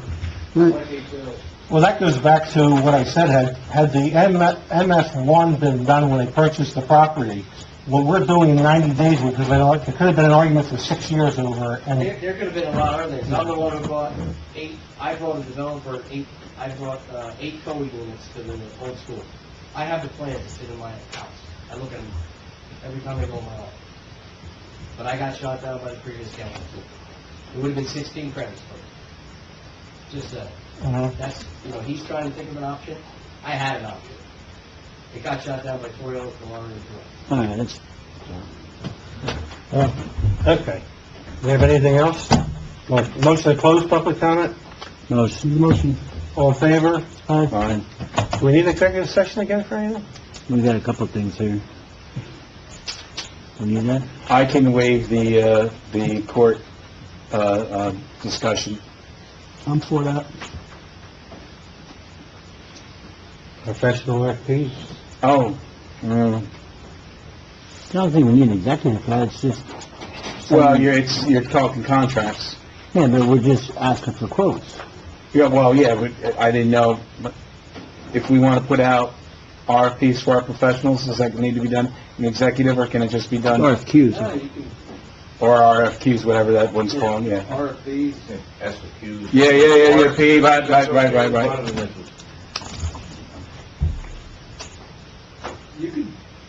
All right, so I'd like to make a motion then to put out RFQs for the town professionals.